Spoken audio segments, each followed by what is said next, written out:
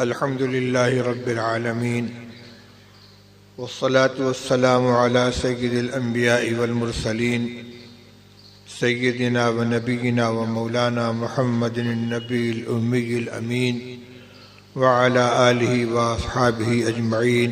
أما بعد، فإن أصدق الحديث كتاب الله وأحسن الهدي هدي سيدنا ومولانا محمد صلى الله عليه وسلم وخير الأمور عوازمها وشر الأمور محدثاتها وكل محدثة بدعة وكل بدعة ضلالة. وبالسند المتصل منا إلى الإمام الحافظ الحجة أمير المؤمنين في الحديث أبي عبد الله محمد بن إسماعيل بن إبراهيم بن المغيرة بن برزبة الجعفي البخاري اليماني رحمهم الله تعالى ونفعنا بعلومهم أجمعين آمين يا رب العالمين أنه قال: باب قول الله تبارك وتعالى: ونضع الموازين القسط ليوم القيامة وأن أعمال بني آدم وقولهم يؤذن. وقال مجاهد: القسطاس العدل بالرومية، ويقال القسط مصدر المقسط وهو العادل، وأما القاسط فهو الجائر.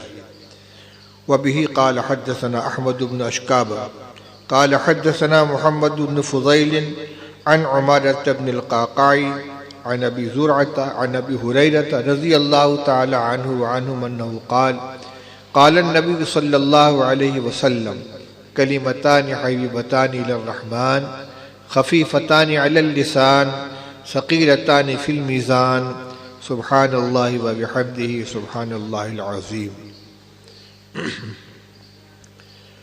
محترم علماء کرام، اساتذہ گرامی قدر، طلبہ عزیز و جملہ حاضرین، ابھی آپ کے سامنے جامعہ اسلامیہ سے امسال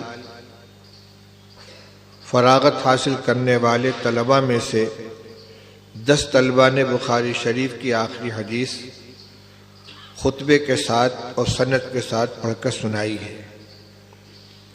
یہ موقع ہوتا ہے ان طلبہ کے لیے، ان کے سرپرستوں کے لیے، ان کے اساتذہ کے لیے، محبین کے لیے فرحت و انبساط کا، اور مدرسے کی ذمہ داران کو اپنی خدمت کا نمونہ پیش کرنے کا. بخاری شریف حدیث پاک کی تمام کتابوں میں بالاتفاق اصح ترین قرار دی گئی ہے. امام بخاری رحمۃ اللہ علیہ نے اپنے یہاں روایات کے انتخاب کا جو سخت معیار متعین کیا ہے، جس میں بعض وہ شرائط بھی ہیں کہ جس سے ان کے ہم عصر علماء متفق نہیں تھے، کیونکہ بہت سخت قسم کی شرطیں تھیں، لیکن امام بخاری رحمۃ اللہ علیہ نے حتی الامکان ان کی رعایت فرمائی ہے، اور انہی شرائط کی بنا پر ان کی روایت کا معیار بہت اونچا ہو گیا ہے. لیکن حدیث کی تشریح کرنے سے پہلے میں ایک بات کی وضاحت کر دوں کہ بخاری شریف کے مرتب امام بخاری رحمۃ اللہ علیہ نے نہ تو یہ دعویٰ کیا ہے کہ تمام صحیح روایات میں نے اپنی کتاب میں جمع کر لی ہیں، اور نہ یہ دعویٰ کیا ہے کہ میری کتاب کے علاوہ دوسری کتابوں کے اندر اور دوسرے محدثین کے یہاں جو روایتیں ہیں وہ میری روایت سے کمتر درجے کی ہیں. اس لیے امام بخاری رحمۃ اللہ علیہ کی اس مجموعہ حدیث بخاری شریف کا مقام و مرتبہ اپنی جگہ پر مسلم ہے، لیکن اس کی وجہ سے ان محدثین کرام کی خدمات کو کمتر نہیں قرار دیا جا سکتا کہ جنہوں نے محنت کر کے نبی کریم صلی اللہ علیہ وسلم کی احادیث طیبہ کو جمع کیا ہے اور ان کو مرتب کیا ہے ابواب کے اعتبار سے، کتب کے اعتبار سے. بلکہ بعض کتابیں وہ بھی ہیں کہ جن کی سندیں امام بخاری رحمۃ اللہ علیہ سے زیادہ قریب کی ہیں. محدثین کے یہاں کسی بھی سند کے لیے 2 چیزیں بہت اہمیت رکھتی ہیں. ایک علو اسناد. علو اسناد کا مطلب کیا ہے؟ سند عالی ہو، یعنی نبی کریم صلی اللہ علیہ وسلم اور صاحب کتاب کے درمیان واسطے کم سے کم ہو. جتنے کم واسطے ہوں گے اتنی روایت سند عالی کے ساتھ کہلائے گی. خود بخاری شریف کے اندر 22 روایتیں آپ نے ثلاثیات کی پڑھی ہیں، جس میں نبی کریم صلی اللہ علیہ وسلم اور امام بخاری رحمۃ اللہ علیہ کے درمیان صرف 3 واسطے ہیں۔ لیکن امام بخاری رحمۃ اللہ علیہ کی کتاب کے علاوہ اور ان سے پہلے کے جو محدثین ہیں، ان کے جو اساتذہ ہیں، ان میں سے اکثر کی روایتوں کی سند ان کی سند کے مقابلے میں مختصر ہے۔ خود مسند امام اعظم امام ابو حنیفہ رحمۃ اللہ علیہ کے مسانید کے جو 15 مجموعے ہیں، جن کو اب ایک ساتھ شائع کر دیا گیا ہے، اس میں اکثر کی سندیں امام بخاری رحمۃ اللہ علیہ کی سند سے زیادہ قریب ہیں۔ چنانچہ بخاری شریف میں جتنی ثلاثیات ہیں، ان کے راوی یا تو مکی ابن ابراہیم ہیں یا ابو عاصم النبیل الضحاک ہیں۔ یہ دونوں امام ابو حنیفہ رحمۃ اللہ علیہ کے شاگرد ہیں۔ تو یہ امام ابو حنیفہ رحمۃ اللہ علیہ کے شاگرد سے جو روایت امام بخاری رحمۃ اللہ علیہ کو ملی ہے، وہ ثلاثیات میں آ گئی، اس کی سند قریب ہو گئی، اس کا واسطہ گھٹ گیا۔ تو جو ان اساتذہ کے استاد ہیں، یعنی امام ابو حنیفہ رحمۃ اللہ علیہ، ان کی جو سند ہوگی رسول اللہ صلی اللہ علیہ وسلم تک، یقیناً وہ اس سے بہت مختصر ہوگی۔ امام صاحب رحمۃ اللہ علیہ کی روایتیں یا تو ثنائیات میں سے ہیں یا ثلاثیات میں سے ہیں، اس سے نیچے کا نمبر ہی نہیں ہے۔ کیوں؟ اس لیے کہ خود امام ابو حنیفہ رحمۃ اللہ علیہ کو شرف تابعیت حاصل ہے، صحابہ کا زمانہ انہوں نے پایا ہے۔ اس میں اختلاف ہے کہ براہ راست صحابہ کرام سے ان کی روایتیں معتبر مستند ہیں یا نہیں ہیں، لیکن صحبت کئی صحابہ کی امام ابو حنیفہ رحمۃ اللہ علیہ کو ملی ہے۔ اور یہ بھی معلوم ہے کہ اس دور میں جو حدیث پاک کے شائقین ہوتے تھے، ان کی کوشش ہوتی تھی کہ ہم کم سے کم واسطے کی روایتیں حاصل کر لیں۔ چنانچہ ایک حدیث کو حاصل کرنے کے لیے ملکوں کا سفر کرتے تھے۔ خود بخاری شریف کے اندر ایسی کئی روایتیں موجود ہیں کہ ایک صاحب کو بالواسطہ کسی صحابی کی روایت ملی ہے، تو مدینے سے یا کوفہ سے انہوں نے ملک شام کا سفر کیا ہے، اونٹ خریدا ہے، سفر کر کے ملک شام گئے ہیں، وہ روایت ان کو مل چکی ہے، لیکن وہ صحابی زندہ ہیں جنہوں نے رسول اللہ صلی اللہ علیہ وسلم سے وہ روایت براہ راست سنی تھی۔ ملک شام گئے، ان کے دروازے پر جا کے دستک دی، وہ اندر سے نکلے، سلام کیا اور ان سے درخواست کی کہ فلاں حدیث جو رسول اللہ صلی اللہ علیہ وسلم سے آپ نے سنی ہے مجھے سنا دیجئے۔ انہوں نے وہیں سواری پر، یہ کھڑے ہیں سواری پر، انہوں نے روایت سنا دی۔ اس کے بعد کہا تشریف لائیے، آئیے گھر میں بیٹھیے۔ انہوں نے کہا میں اپنا سفر کھوٹا نہیں کرنا چاہتا، میں نے یہ سفر صرف آپ سے اس حدیث کو سننے کے لیے کیا ہے۔ اور اس طرح کے واقعات متعدد ہیں کہ بالواسطہ کوئی روایت پہنچی ہے تو اس واسطے کو ختم کر کے اوپر والے سے روایت سنی ہے۔ چنانچہ ایک صاحب کو حدیث ملتی ہے، وہ پوچھتے ہیں ممن سمیتہ ہوں، آپ نے یہ روایت کس سے سنی؟ کہا فلاں سے۔ یہ سفر کر کے اس کے گھر پہنچے، اس سے روایت پوچھی، انہوں نے سنایا، ان سے پوچھا ممن سمیتہ ہوں، آپ نے کس سے سنا؟ ان کے استاد بھی زندہ تھے، ان کے یہاں سفر کر کے گئے ہیں اور جا کر ان سے روایت کو سنائے۔ کیوں؟ واسطہ درمیان سے گھٹ جائے۔ تو اس شرف کو حاصل کرنے کے لیے لوگ مستقل سفر کرتے تھے۔ تو امام ابو حنیفہ رحمۃ اللہ علیہ کا جو دور ہے تابعین کا دور ہے، بعض صحابہ کا دور ہے، اس لیے ان کی جو روایتیں ہیں وہ انتہائی قریب کی سند والی ہیں۔ تو علو اسناد اور قوت اسناد، قوت اسناد کا مطلب یہ ہے کہ تمام راوی اعلیٰ درجے کے ہوں، اور جو معیار ہے کسی راوی کے معتبر ہونے کا ثقافت اور حفظ و اتقان، کہ عادل ہوں، ان کے اندر کسی طرح کی کوئی کمزوری اخلاق کے اعتبار سے، اعمال کے اعتبار سے نہ ہو، یادداشت ان کی انتہائی مضبوط ہو۔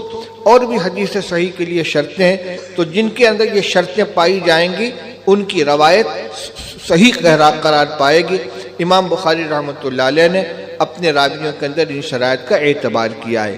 طلبہ جانتے ہیں کہ دیگر محدثین کے یہاں اگر کوئی شخص کسی استاذ کی روایت نقل کرتا ہے تو اور وہ ثقہ ہے، جھوٹ بولنے والا نہیں، اس کے اوپر جھوٹ بولنے کی تہمت بھی نہیں ہے، صادق القول ہے، وہ کسی سے روایت نقل کرتا ہے اور دونوں کا زمانہ ایک ہے اور امکان پیدا ہو گیا کہ اس نے اس سے ملاقات کی ہوگی تو سند کو متصل مان لیا جاتا ہے۔ لیکن امام بخاری رحمۃ اللہ علیہ فرماتے نہیں، اتنا کافی نہیں ہے، بلکہ روایت میں کوئی ایسا لفظ ہونا چاہیے جس سے یہ معلوم ہو کہ اس نے براہ راست اس سے روایت سنی ہے، صرف زمانے کا ایک ہونا کافی نہیں ہے۔ حدثنا، اخبرنا، انبأنا، سمعتہ یقول، اس طرح کے کوئی الفاظ قالا جس سے پتہ چلے کہ اس نے براہ راست ان سے روایت سنی ہے، یہ شرط لگا دی ہے، جس کی وجہ سے بہت سی ایسی حدیثیں ہیں کہ جہاں سماع کی صراحت نہیں ملی، امام بخاری رحمۃ اللہ علیہ نے اس کو براہ راست نقل نہیں کیا ہے، متابعتاً کہیں ذکر کر دیا ہو، لیکن یا ترجمۃ الباب میں اس کی طرف اشارہ کر دیا ہو، اس لیے ان کی روایتوں کا مقام بہت اونچا ہے۔ اصح الکتب بعد کتاب اللہ کہا جاتا ہے کہ قرآن کے بعد روئے زمین پر سب سے زیادہ مستند روایت یہ ہے، کتاب یہ ہے، لیکن جو بات میں نے عرض کی اس کو بھی ذہن میں رکھیے، لہٰذا ہر مسئلے کے اندر بخاری شریف کی حدیث کا مطالبہ کرنا یہ بھی غلط ہے۔ بخاری کی روایت لے آؤ، ایسا نہیں ہے، حدیث کی کتابیں بہت سی ہیں، اور امام بخاری رحمۃ اللہ علیہ کی سند کے معیار کی روایتیں ہیں، حتیٰ کہ صحاح ستہ میں جو سب سے کم درجے کی کتاب مانی جاتی ہے، یعنی ابن ماجہ، اس کی بعض روایتیں امام بخاری رحمۃ اللہ علیہ کا روایت کی ہم پلہ ہیں، قوت کے اعتبار سے، صحت اسناد کے اعتبار سے۔ اس لیے بس یہ کہہ دینا کہ بخاری ہی کی روایت چاہیے یا ہر وہ روایت جو بخاری شریف کے اندر اسی کو ترجیح دیا جائے گا، ایسا نہیں ہے، کیونکہ ترجیح کے لیے بہت سی بنیادیں ہوا کرتی ہیں، صرف صحت اسناد ہی کافی نہیں ہوا کرتا۔ چنانچہ بعض حضرات اپنی کتابوں کے اندر محدثین کا یہ مقولہ نقل کرتے ہیں کہ سلمنا صحت اسنادہ ولکن صحت الاسناد لا تستلزم صحت الحدیث۔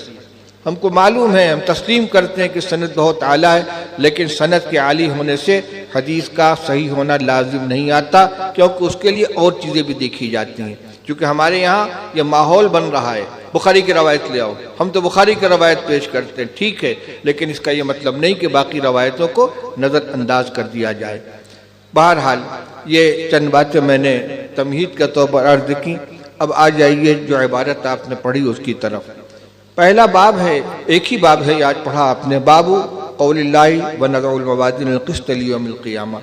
بخاری شریف میں درس کے آغاز میں سب سے پہلا کام ہوتا ہے سند کو بیان کرنے کے بعد کہ ترجمۃ الباب کا مقصد کیا ہے۔ سند تو آپ کے استاد نے بیان کر دی جن سے آپ نے پوری کتاب پڑھی ہے، میں ترجمۃ الباب کے مقصد کے بارے میں کچھ عرض کرنا چاہتا ہوں۔ امام بخاری رحمۃ اللہ علیہ کے یہاں تراجم ابواب کی بڑی اہمیت ہے، چنانچہ یہ مقولہ آپ کو بتایا گیا ہوگا کہ فقہ البخاری فی تراجم ہی، امام بخاری کی فقہ ان کے تراجم ابواب کے اندر ہیں، اور یہ مستقل ایک باب ہے، اس پر باقاعدہ کتابیں لکھی گئی ہیں۔ حضرت شیخ الحدیث مولانا محمد زکریہ صاحب رحمۃ اللہ علیہ کی کتاب ہے تراجم ابواب، جو قدیم طبع میں 3 جلدوں میں شائع ہوئی تھی، اور اب مولانا تقی الدین صاحب ندوی دامت برکاتہم نے 6 جلدوں میں ضخیم جلدوں کے اندر ان کو مرتب کر کے شائع کر دیا ہے۔ شیخ الہند حضرت مولانا محمود حسن صاحب نور اللہ مرقدہ نے بھی تراجم ابواب کے اوپر کچھ حصے مرتب فرمائے تھے، لیکن عمر نے وفا نہیں کی، اخیر کے دور ان کا تحریک آزادی اور بیماری کا گزرا، وہ مکمل نہیں ہو پایا۔ آپ کی بخاری شریف میں جلد اول کے شروع میں حضرت شاہ ولی اللہ صاحب محدث دہلوی رحمۃ اللہ علیہ کے تراجم ابواب ہیں، اور ان کے علاوہ جتنے شارحین ہیں، چاہے وہ حافظ ابن حجر عسقلانی ہو، چاہے علامہ عینی ہو، چاہے علامہ قسطلانی ہو، علامہ سندھی ہو، علامہ کرمانی ہو، ابن بطال ہو، ابن التین ہو، جتنے لوگ ہیں، جب کسی حدیث کا تذکرہ آتا ہے تو سب سے پہلے ترجمۃ الباب کو متعین کرنا چاہتے ہیں، اس کا مقصد کیا ہے، اور بڑی وسعت تھی اس کے اندر۔ ایک ایک ترجمۃ الباب کا معنی متعین کرنے میں شراح کے اندر جو اختلاف ہوتا ہے، تو کوئی مطلب بیان کر رہا ہے، کوئی مطلب بیان کر رہا ہے، یعنی امام بخاری یہ کہنا چاہتے ہیں، مگر کلام میں اتنی گنجائش ہوتی ہے کہ ہر ایک مقصد اپنی جگہ پر صحیح ہو جاتا ہے۔ چنانچہ یہ جو باب ہے نضع الموازین القسط لیوم القیامہ، جس کا ترجمہ یہ اللہ تعالیٰ فرماتے ہیں کہ ہم قیامت کے دن میزان قائم کریں گے انصاف کرنے کی خاطر۔ اس کا مقصد کیا ہے؟ ایک مقصد تو یہ ہے، یہ باب ہے کتاب التوحید الرد علی الجہمیہ کا آخری باب، جس میں امام بخاری رحمۃ اللہ علیہ نے اہل سنت والجماعت کے عقائد کو بیان کیا ہے، اور اہل سنت والجماعت کے متفقہ عقیدے سے منحرف ہو کر جو اس زمانے کے بعد فرقے وجود میں آئے تھے، معتزلہ، خوارج، کرامیہ، جہمیہ، مرجیہ وغیرہ، ان کا رد فرمایا ہے ان ابواب کے اندر، اور اہل سنت والجماعت کے مسلک اور مذہب کے ثبوت کے لیے جو آیات اور احادیث آئی ہیں ان کو ترجمۃ الباب کو عنوان بنایا ہے اور ان روایات کو ذکر کیا ہے۔ اس اعتبار سے دیکھا جائے تو امام بخاری رحمۃ اللہ علیہ کے ترجمۃ الباب کا مقصد انہی فرقوں کے کسی غلط عقیدے کی تردید ہے۔ چنانچہ اس سے دو ترجمے ثابت ہوتے ہیں۔ نمبر ایک مسئلہ ہے صفت کلام کا۔ صفت کلام کا مسئلہ ایک دور میں اہل سنت والجماعت اور معتزلہ کے درمیان معرکۃ الآراء بحث کا موضوع تھا۔ یعنی اہل سنت والجماعت کا یہ مسلک ہے کہ قرآن اللہ جل شانہ کا کلام ہے اور یہ اللہ کی صفت ہے اور یہ مخلوق نہیں ہے۔ اللہ تعالیٰ خالق ہیں، ان کی صفات ان کی ذات کے ساتھ قائم ہے، اللہ کی صفت اللہ کی مخلوق نہیں ہے۔ اور معتزلہ یہ کہتے تھے کہ قرآن مخلوق ہے۔ اس مسئلے میں اتنی شدت پیدا ہوئی اور خلفائے بنو عباسیہ کے دور میں بعض خلفاء کی سرپرستی کی بنا پر، ان کی پشپناہی کی بنا پر جو اس عقیدے کے قائلین تھے ان کی طرف سے اہل حق کے خلاف بڑی سختیاں ہوئی ہیں۔ امام احمد بن حنبل رحمۃ اللہ علیہ کو زد و کوب کیا گیا، کوڑے لگائے گئے۔ تو امام بخاری رحمۃ اللہ علیہ اس باب کے اندر اہل سنت والجماعت کے مسلک کو ثابت کرنا چاہتے ہیں کہ قرآن اللہ تعالیٰ کا کلام ہے، وہ اس کی صفت ہے، یہ مخلوق نہیں ہے۔ یہ کیسے؟ امام بخاری رحمۃ اللہ علیہ سے ایک سوال کیا گیا اس زمانے میں جب ان کا طوطی بول رہا تھا اور بہت زیادہ مقبولیت بڑھ گئی، تو ان کے کچھ ہم عصر جن کی شہرت کو داغ لگ رہا تھا انہوں نے سازش رچی، کچھ طلبہ کو بھیجا کہ جا کر امام بخاری سے قرآن کے بارے میں سوال کرو کہ آپ کا کیا عقیدہ ہے، آپ قرآن کو مخلوق مانتے ہیں یا اللہ کی صفت مانتے ہیں۔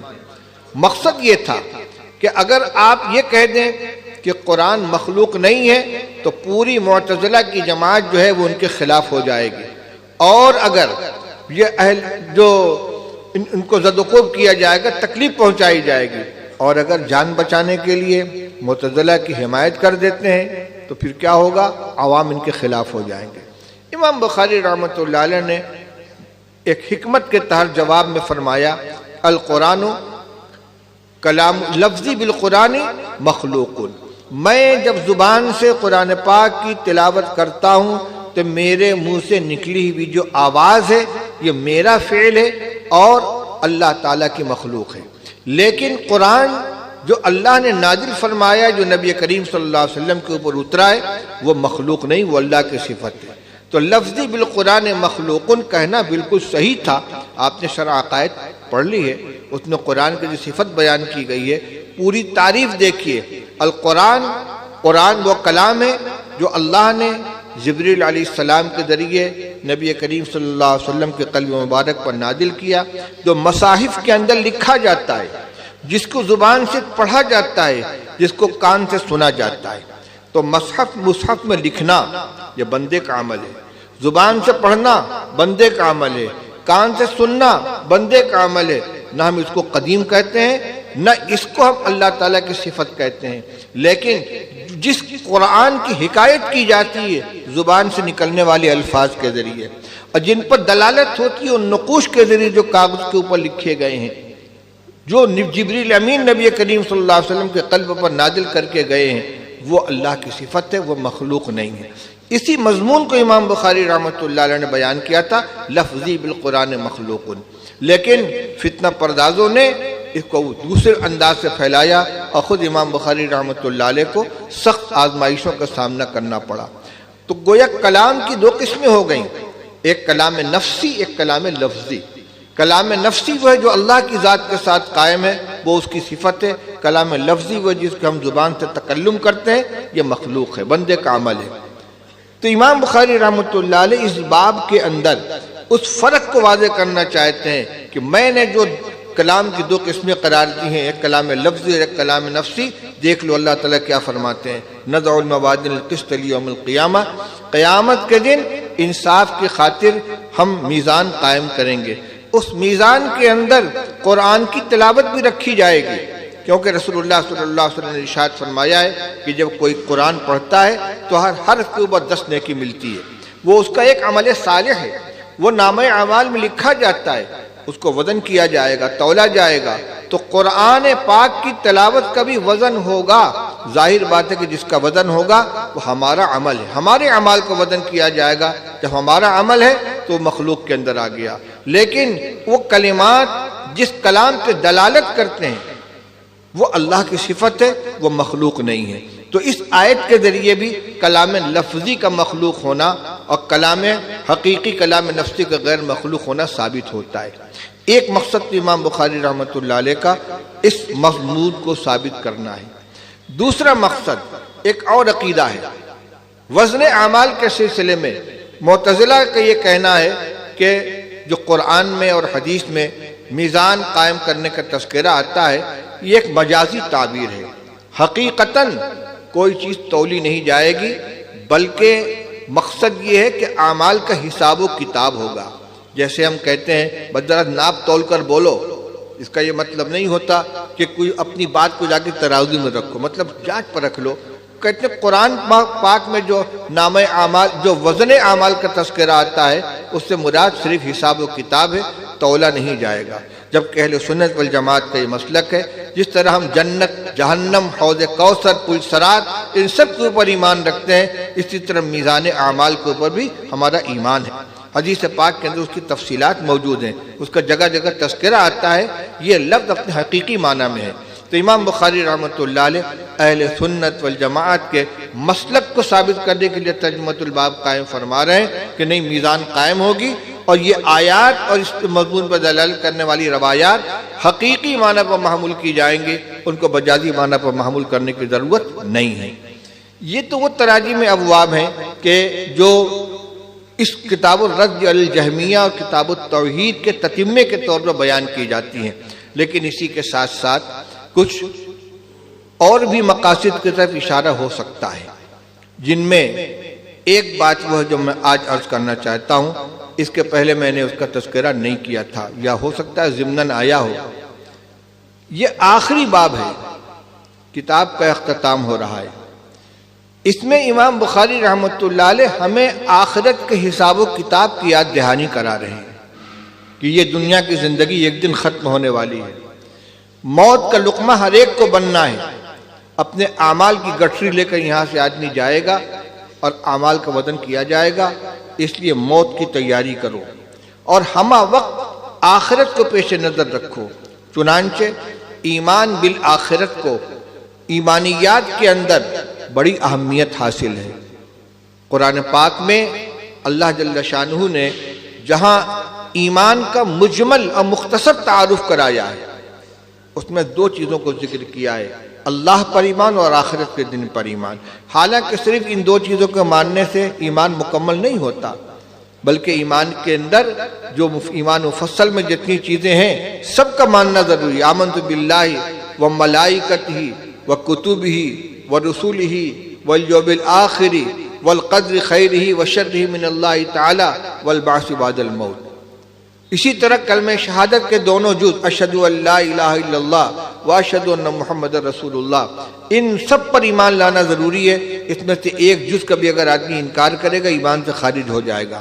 لیکن جہاں مومن ہونے کو بیان کرنے کے لیے اشارتاً ایمانیات کا تذکرہ کیا جاتا ہے، وہاں دو چیز کا ذکر آتا ہے۔ وَمِنَ النَّاسِ مَن يَقُولُ آمنا باللہ وبالیوم الآخر وما هم بمؤمنین۔ منافقین کا تعارف کرایا جا رہا ہے کہ کچھ وہ لوگ ہیں کہ جو کہتے ہیں کہ ہم اللہ پر اور آخرت کے دن پر ایمان رکھتے ہیں، حالانکہ وہ مومن نہیں ہیں۔ تو یہاں جو ایمان کہ اللہ پر ایمان لانے کے ساتھ آخرت کا ذکر کیا گیا۔ اسی طرح اور بھی کئی مواقع ہیں، انما یعمر مساجد اللہ من آمن باللہ والیوم الآخر واقام الصلاۃ وآتى الزکاۃ وَلَمْ يَخْشَ إِلَّا اللَّهَ فَعَسَىٰ أُولَٰئِكَ أَن يَكُونُوا مِنَ الْمُهْتَدِينَ۔ اللہ کی مسجدیں وہی لوگ تعمیر کرتے اور آباد کرتے ہیں جو اللہ پر ایمان رکھتے ہیں، آخرت کے دن پر ایمان رکھتے ہیں، نماز قائم کرتے ہیں، زکوٰۃ ادا کرتے ہیں اور اللہ کے علاوہ کسی سے نہیں ڈرتے۔ آپ نے حدیث پڑھی ہے بخاری شریف میں جگہ جگہ تذکر آتا ہے، من کان یؤمن باللہ والیوم الآخر فلیکرم ضیفہ، من کان یؤمن باللہ والیوم الآخر فلا یؤذی جارہ، من کان یؤمن باللہ والیوم الآخر فلیقل خیرا او لیصمت۔ جو اللہ پر آخرت کے دن پر ایمان رکھتا ہے پڑوسی کو تکلیف نہ پہنچائے، جو اللہ پر آخرت کے دن پر ایمان رکھتا ہے وہ اپنے مہمان کا اکرام کرے، اور جو اللہ پر آخرت کے دن پر ایمان رکھتا ہے وہ بولے تو بھلی بات بولے ورنہ خاموش رہے۔ یہاں جو ذکر کیا جا رہا ہے اس کا مطلب کیا کہ جو مسلمان ہو، اللہ پر بھی ایمان رکھتا ہے، آخرت پر بھی ایمان رکھتا ہے، رسول اللہ صلی اللہ علیہ وسلم پر بھی ایمان رکھتا ہے، جنت و جہنم پر بھی ایمان رکھتا ہے، تقدیر پر بھی ایمان رکھتا ہے۔ تقدیر کا اگر کوئی انکار کرے کہ ایمان تو خارج ہو جائے گا۔ مسلم شریف کی پہلی روایت آپ نے کیا پڑھی ہے؟ ایک صاحب کہتے ہیں کہ ہم لوگ حج کے لیے گئے، میں تھا، میرے ایک اور ساتھی تھے، ہم نے سوچا کہ اگر کوئی صحابی مل جائیں تو ان سے ہم کچھ پوچھیں گے۔ حضرت عبداللہ ابن عمر رضی اللہ عنہ سے ملاقات ہوئی، ہم نے ان سے کہا حضرت ہمارے یہاں کچھ لوگ پیدا ہو گئے ہیں جو یوں کہتے ہیں کہ لا قدر وان الامر انف، تقدیر وقدیر کوئی چیز نہیں ہے، سارے معاملات اتفاق سے پیش آ جاتے ہیں۔ آپ ان کے بارے میں کیا فرماتے ہیں؟ حضرت عبداللہ ابن عمر رضی اللہ عنہ نے فرمایا کہ اذا لقیت ہؤلاء فقل ان ابن عمر بریء منهم۔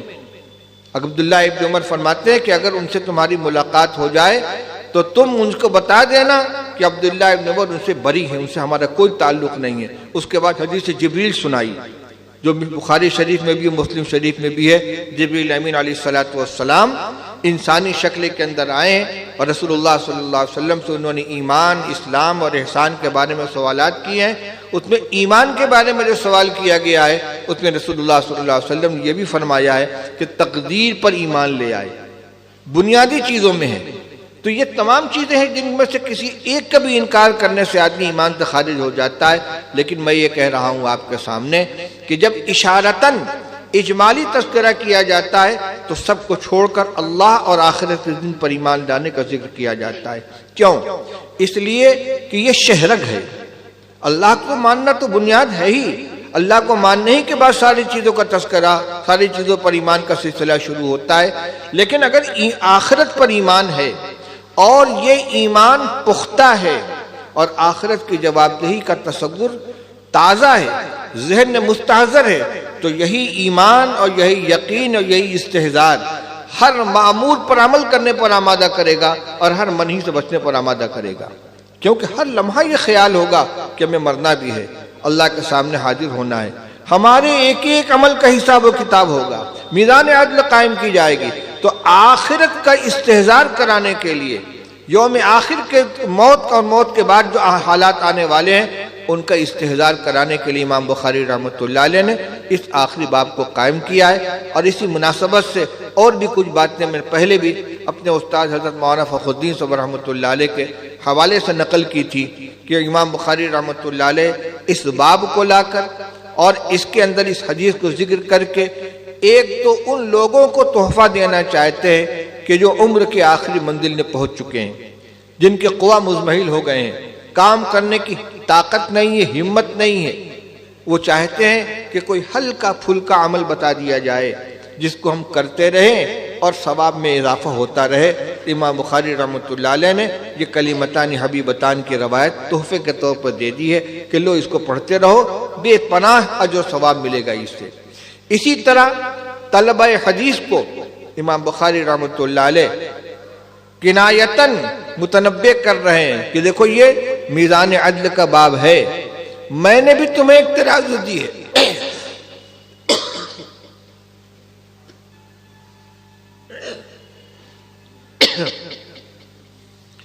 ایک ترازو میں نے بھی تمہیں دی ہے۔ اور وہ ترازو کیا ہے؟ پیغمبر علیہ الصلوۃ والسلام کے احادیث طیبہ کا یہ بہترین مجموعہ۔ آگے زمانے میں نئے نئے نظریے آئیں گے، نئے نئے ازم پیدا ہوں گے، نئے نئے عقائد گڑھے جائیں گے، نظریات قائم کیے جائیں گے۔ تو ہر چمکتی چیز سونا نہیں ہوتی، لپک مت جانا ان کی طرف۔ تمہارے ہاتھ میں نبی کریم صلی اللہ علیہ وسلم کے اعمال، اقوال، تقریرات اور آپ کے اخلاق و شمائل کے جو مجموعے ہیں جو کتاب کی شکل میں تم کو دے دیا، یہ ایک ترازو ہے، اس پر تولنا، جو کھرا اترے اس کو قبول کرنا، اور جو کھرا نہ اترے کوئی بھی کہنے والا ہو کہ اتنی بڑی جماعت اس کے پس سے پوچھ، اس کو رد کر دینا۔ تو میزان عدل کے باب کو قائم کر کے اپنی کتاب کو ایک میزان قرار دینے کی طرف بھی امام بخاری رحمۃ اللہ علیہ کا اشارہ ہے۔ بہرحال میں نے عرض کیا کہ ایک ترجمۃ الباب کے اندر بہت سے عنوانات کی گنجائش ہوتی ہے، اور یہ جتنی چیزوں کی طرف اشارہ کیا گیا ان سب کی گنجائش اس ترجمۃ الباب کے اندر موجود ہے۔ اور خاص طور پر سب سے واضح جو چیز ہے وہ معتزلہ کے اس عقیدے کی تردید، جو کہتے ہیں کہ میزان عدل قائم نہیں کی جائے گی، اور جہاں ان آیات کا اور احادیث کا ذکر آتا ہے جس نے میزان کو بیان کیا گیا ہے، وہ ایک مجازی تعبیر حقیقی نہیں ہے۔ امام صاحب اہل سنت والجماعت کا عقیدہ بتلا رہے ہیں کہ نہیں، حقیقی تعبیر حقیقتاً میزان قائم کی جائے گی۔ کیا شکل ہوگی اس کی؟ آخرت کی چیز عالم غیب سے تعلق رکھتی ہے، اس کی جزیات کے ہم مکلف نہیں ہیں، نہ ان پر ایمان لانا ضروری ہے کہ ان کی شکل کیا ہوگی، مقدار کیا ہوگی، تولنے کا طریقہ کیا ہوگا، یہ ہمارا مسئلہ نہیں ہے۔ متکلم کا صیغہ اللہ تعالیٰ ارشاد فرما رہے ہیں، نَزْعُ الْمَوَازِينَ الْقِسْطَ لِيَوْمِ الْقِيَامَةِ، ہم میزان قائم کریں گے۔ تو اللہ تعالیٰ کے مسئلے کو ہم اپنے ذمے کیوں لیں؟ کیسی میزان ہوگی، کیسے قائم کریں گے، کیسے تولیں گے، اور اعمال کا وزن کیسے کیا جائے گا، اللہ تعالیٰ کو کرنا ہے۔ وَهُوَ عَلَى كُلِّ شَيْءٍ قَدِيرٌ، اس کی قدرت میں سب کچھ ہے۔ اگرچہ یہ بھی کہا جاتا ہے اقرب الی الفہم کرنے کے لیے کہ آج کے زمانے میں تو ساری چیزیں تولی جا رہی ہیں، آواز بھی تولی جا رہی ہے، بخار بھی تولا جا رہا ہے، ٹھنڈک بھی تولی جا رہی ہے، تو اگر اعمال تولی جائیں گے تو اس میں کیا استعمال ہے؟ بہرحال یہ ایک مسلم عقیدہ ہے کہ اعمال کا قیامت کے دن وزن کیا جائے گا۔ اب اس میں زیادہ الفاظ کی تشریح کرنے کی ضرورت نہیں ہے۔ لیوم القیامہ میں جو لام ہے یہ ظرفیت کے معنی میں، یعنی قیامت کے دن، اور القسطہ یہ منصوب ہے مفعول لو ہونے کی بنا پر، یعنی میزان قائم کی جائے گی انصاف کرنے کی خاطر۔ امام بخاری رحمۃ اللہ علیہ کا یہ معمول آپ نے کتاب میں پڑھا ہے کہ جب کوئی روایت لے آتے ہیں اس میں کوئی کلمہ قرآن پاک کی کسی آیت سے ملتا جلتا ہو تو اس کی تشریح فرما دیتے ہیں، اور زیادہ تر اس میں مجاہد یا ابو عبید لغوی کے الفاظ نقل کرتے ہیں۔ یہاں بھی وہی عمل فرمایا ہے۔ القسط کا لفظ آیا، اس کے بعد فرماتے وَأَنَّ أَعْمَالَ بَنِي آدَمَ وَقَوْلُهُمْ يُوزَنُ، قیامت کے دن میزان عدل قائم کی جائے گی، اب بنی آدم کے تمام اعمال اور ان کے اقوال وزن کیے جائیں گے۔ قول جنس کے طور پر لائیں جو واحد جمع سب کے اوپر بولا جاتا ہے، تو بنی آدم کے اعمال اور اقوال سب وزن کیے جائیں گے۔ وزن کیے جانے کا مقصد کیا ہوگا؟ فَمَنْ يَعْمَلْ مِثْقَالَ ذَرَّةٍ خَيْرًا يَرَهُ وَمَنْ يَعْمَلْ مِثْقَالَ ذَرَّةٍ شَرًّا يَرَهُ، ذرہ برابر بھی نیکی کی ہوگی وہ بھی سامنے آ جائے گی، ذرہ برابر بدی کی ہوگی وہ بھی سامنے آ جائے گی۔ یہ رہ گیا مسئلہ کہ اعمال کا وزن کیسے کیا جائے گا، تو مختلف توجیہیں کی گئی ہیں۔ کسی نے کہا کہ اعمال کو تولنے کی شکل یہ ہوگی کہ جن صحائف کے اندر اعمال خیر لکھے ہوئے ہیں ان کو ایک طرف رکھا جائے گا، اور جن صحائف کے اندر اعمال شر رکھے ہوئے ان کو ایک طرف رکھا جائے گا، اور جو پلڑا بھاری ہوگا اس کے مطابق حساب انجام ہوگا، نتیجہ ہوگا۔ اور اس کی طرف اشارہ، اور اس میں وزن جو پیدا ہوگا وہ اعمال کی حیثیت کے اعتبار سے ہوگا۔ ایک ہی کلمہ ایک شخص بولے گا انتہائی اخلاص کے ساتھ، اس کا وزن زیادہ ہوگا، دوسرا شخص ریاکاری کے طور پر بولے گا، اس کے اندر وزن نہیں ہوگا۔ جو روایت پڑھی آپ نے کہ قیامت کے دن ایک شخص کی برائیوں کا پلڑا جھک جائے گا، نیکیاں ہلکی پڑ جائیں گی، ایک بطاقہ لا کر رکھا جائے گا، کاغذ کا ایک ٹکڑا جس پہ لا الہ الا اللہ لکھا ہوگا، اور اس کی وجہ سے وہ اس کا پلڑا جھک جائے گا۔ حالانکہ اس پرچی کاغذ کا کوئی وزن نہیں ہے، لیکن کلمہ اخلاص لا الہ الا اللہ کا جو وزن ہے ان تمام برائیوں کے اوپر بھاری پڑ جائے گا۔ تو تولا جائے گا نامہ اعمال کو، اور وزن پیدا ہوگا اعمال کے ذریعے سے۔ ایک توجیہ یہ کی گئی ہے۔ اور علامہ انور شاہ کشمیری رحمۃ اللہ علیہ کی تحقیق تو یہ ہے کہ اعمال کو میدان محشر میں مجسم کر دیا جائے گا، وہاں اعمال مجسم ہو کر سامنے آئیں گے، اور استدلال کرتے قرآن پاک کی آیت سے وَوَجَدُوا مَا عَمِلُوا حَاضِرًا، جو عمل دنیا میں کیا ہوگا اس کو سامنے موجود پائیں گے۔ اسی طریقے سے دوسرے کا ارشاد فرمایا گیا یوم تجد کل نفس ما عملت من خیر محضرا وما عملت من سوء تود لو ان بینها وبینه امدا بعیدا ویحذرکم اللہ نفسہ واللہ رؤوف بالعباد۔ فرمایا کہ جس دن آدمی اپنے تمام اعمال خیر کو موجود پائے گا اور تمام اعمال شر کو بھی موجود پائے گا اور تمنا یہ کرے گا کہ کاش میرے اور ان کے درمیان فاصلہ ہو جاتا، دوری ہو جاتی، وہ اعمال نظر آئیں گے، محسوس شکل کے اندر ہوں گے۔ عالم محشر اور ہے، عالم آخرت اور ہے، عالم دنیا اور ہے، ایک عالم کو دوسرے عالم پر قیاس نہیں کیا جائے گا۔ اعمال کی شکلیں نظر آئیں گی وہاں۔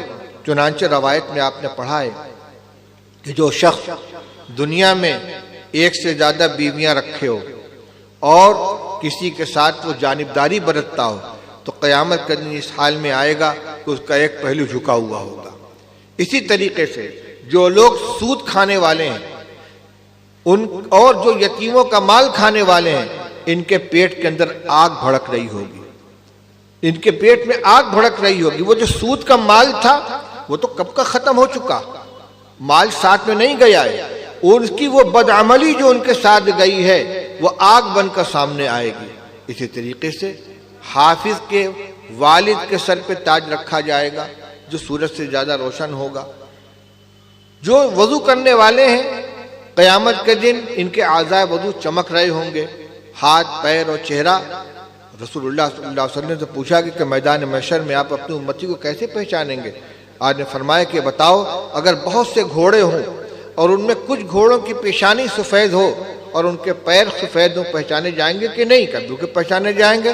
فرمایا میری امت کے لوگ آثار وضو سے قیامت کے دن غرن محجلین ہوں گے، ان کا چہرہ روشن ہوگا، ان کے ہاتھ پیر روشن ہوں گے۔ دنیا میں وضو ایک عمل تھا، ختم ہو گیا، نامہ اعمال میں لکھ لیا گیا، مگر اس کی ایک ظاہری شکل وہاں پر آ جائے گی۔ عالم خواب کے اندر مختلف چیزوں کی تعبیر بتلائی گئی ہے۔ حضرت عثمان بن مظعون رضی اللہ تعالیٰ عنہ کی روایت بخاری شریف میں آپ نے پڑھی ہوگی۔ ام العلا انصاریہ رضی اللہ تعالیٰ عنہ فرماتی ہیں کہ جب ہجرت کے بعد رسول اللہ صلی اللہ علیہ وسلم نے انصار و مہاجرین کے درمیان مواخات کا رشتہ قائم فرمایا تو عثمان بن مظعون ہمارے حصے میں آئے، ہمارے یہاں ان کی پرورش ہوئی، وہیں پر بیمار ہوئے اور انتقال ہو گیا۔ جب انتقال ہو گیا تو رسول اللہ صلی اللہ علیہ وسلم تشریف لے آئے اور رسول اللہ صلی اللہ علیہ وسلم نے ان کے ساتھ ان کی تعریف فرمائی۔ حضرت ام علا رضی اللہ تعالیٰ نے کچھ جملہ کہہ دیا تو اس کی تصحیح فرمائی، یہ سب ہو گیا۔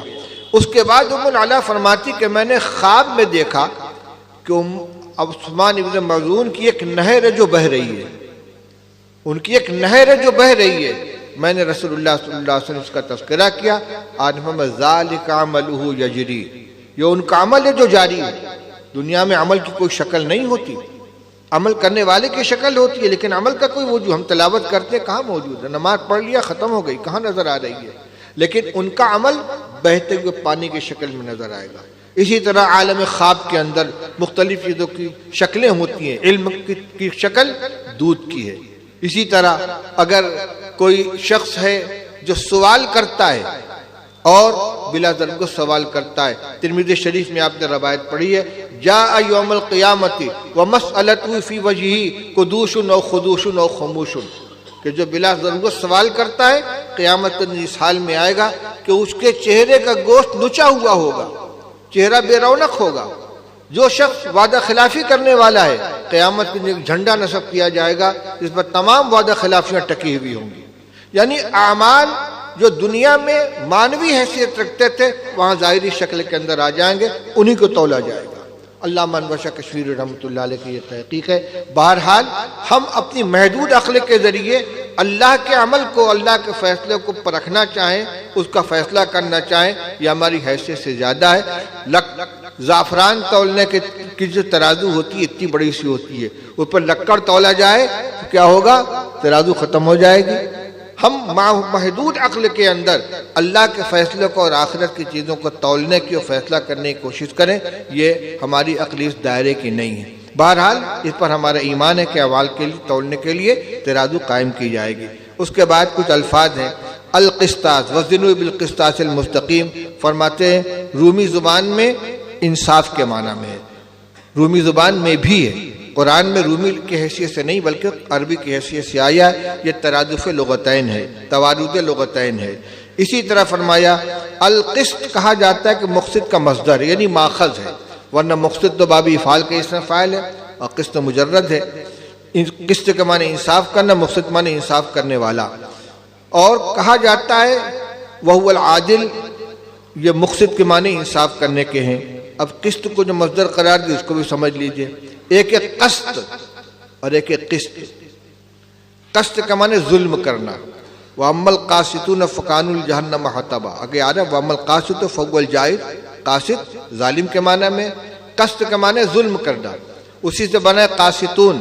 جب اس کو باب افعال میں لے آئے تو سلب ماخذ کی خاصیت کی وجہ سے سلب ظلم کیا بن گیا؟ عدل بن گیا، تو اقساط کے معنی ہو گئے انصاف کرنا۔ قرآن میں یہ بھی استعمال کیا گیا ہے المقسط، ان اللہ یحب المقسطین، اور قاسط بھی استعمال کیا گیا سورہ جن کے اندر، کیا ہے وہ؟ اما القاسطون فکانوا لجہنم حطبا۔ تو یہ ندع الموازین القسط میں جو لفظ القسط آیا تھا اس کی مناسبت سے ان الفاظ کی تشریح کر دی۔ اب آگے سند ہے، حدثنا احمد بن اشکاب قال حدثنا محمد بن فضیل عن عمارة بن القعقاع عن ابی زرعة عن ابی ہریرہ رضی اللہ تعالی عنہ۔ بخاری شریف کی جو پہلی حدیث تھی اس کے اندر بھی سند کے اعتبار سے غرابت تھی۔ پہلے دو راوی کے علاوہ امام بخاری نے انما الاعمال بالنیات کے روایت بخاری شریف میں 6 جگہ ذکر کی ہے، ہر جگہ پہلے راوی ان کے بدل رہے ہیں، لیکن 2 راوی کے بعد سے تمام راوی امام حضرت عمر رضی اللہ تعالیٰ تک ایک ہیں۔ اسی طرح یہ روایت بھی کئی جگہ آئی ہے، احمد بن اشکاب محمد بن فضیل کے بعد عمر بن قعقاع، عمارہ ابن قعقاع، ابو زرع، ابو ہریرہ، یہ تینوں نام تمام روایتوں کے اندر یکساں ہیں۔ اور حدیث غریب کس کو کہتے ہیں؟ کہ جو کس سند کے اندر کسی طبقے میں تنہا ایک راوی اس کے علاوہ کسی سے مروی نہ ہو، اس کو غریب کہا جاتا ہے۔ لیکن یہ یاد رکھیں کہ حدیث کے غریب ہونے سے اس کا ضعیف ہونا لازم نہیں آتا۔ چنانچہ انما الاعمال بالنیات کی روایت کو صحیح ترین روایات میں مانا گیا ہے، مگر اس کے باوجود وہ غریب ترین ہے۔ اسی طرح یہ بھی غریب ترین ہے۔ مولانا فخر الدین صاحب رحمۃ اللہ علیہ نے، ہمارے استاذ نے اس پر متنبہ فرمایا تھا کہ امام بخاری رحمۃ اللہ علیہ کا کوئی عمل اتفاقی نہیں ہوتا۔ اپنی کتاب جو اصح الکتب ہے اس کا آغاز بھی غریب روایت سے کیا ہے اور اختتام بھی غریب روایت سے کیا ہے، تاکہ آپ کے ذہن میں یہ بات بیٹھ جائے کہ غریب ہونے سے حدیث کا ضعیف ہونا لازم نہیں آتا۔ غرابت کا تعلق روایت راوی کے تفرد سے، اور صحت کا مدار ہوتا ہے راوی کے ثقافت اور عدالت اور اتقان کے اوپر۔ مضبوط راوی ہے چاہے اکیلا اور روایت معتبر ہوگی، خبر واحد ہوگی، ٹھیک ہے، خبر عزیز نہیں ہوگی، خبر مشہور نہیں ہوگی، خبر متواتر نہیں ہوگی، لیکن خبر احاد میں ہوگی اور معتبر ہوگی۔ تو غریب ہونے سے حدیث کا ضعیف ہونا لازم نہیں آتا۔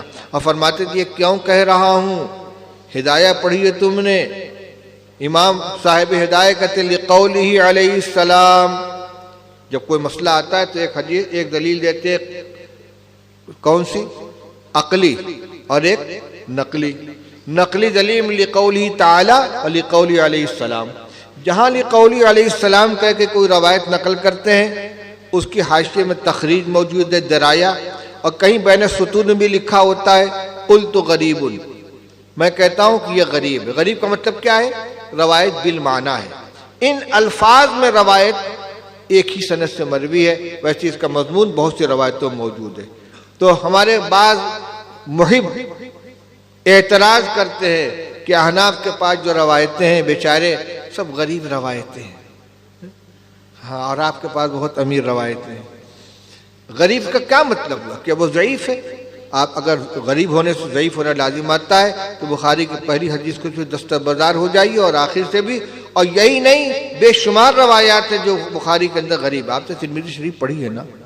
امام ترمذی رحمۃ اللہ علیہ ہر حدیث کے بعد اس کا درجہ متعین کرتے ہیں، ھذا حدیث حسن صحیح۔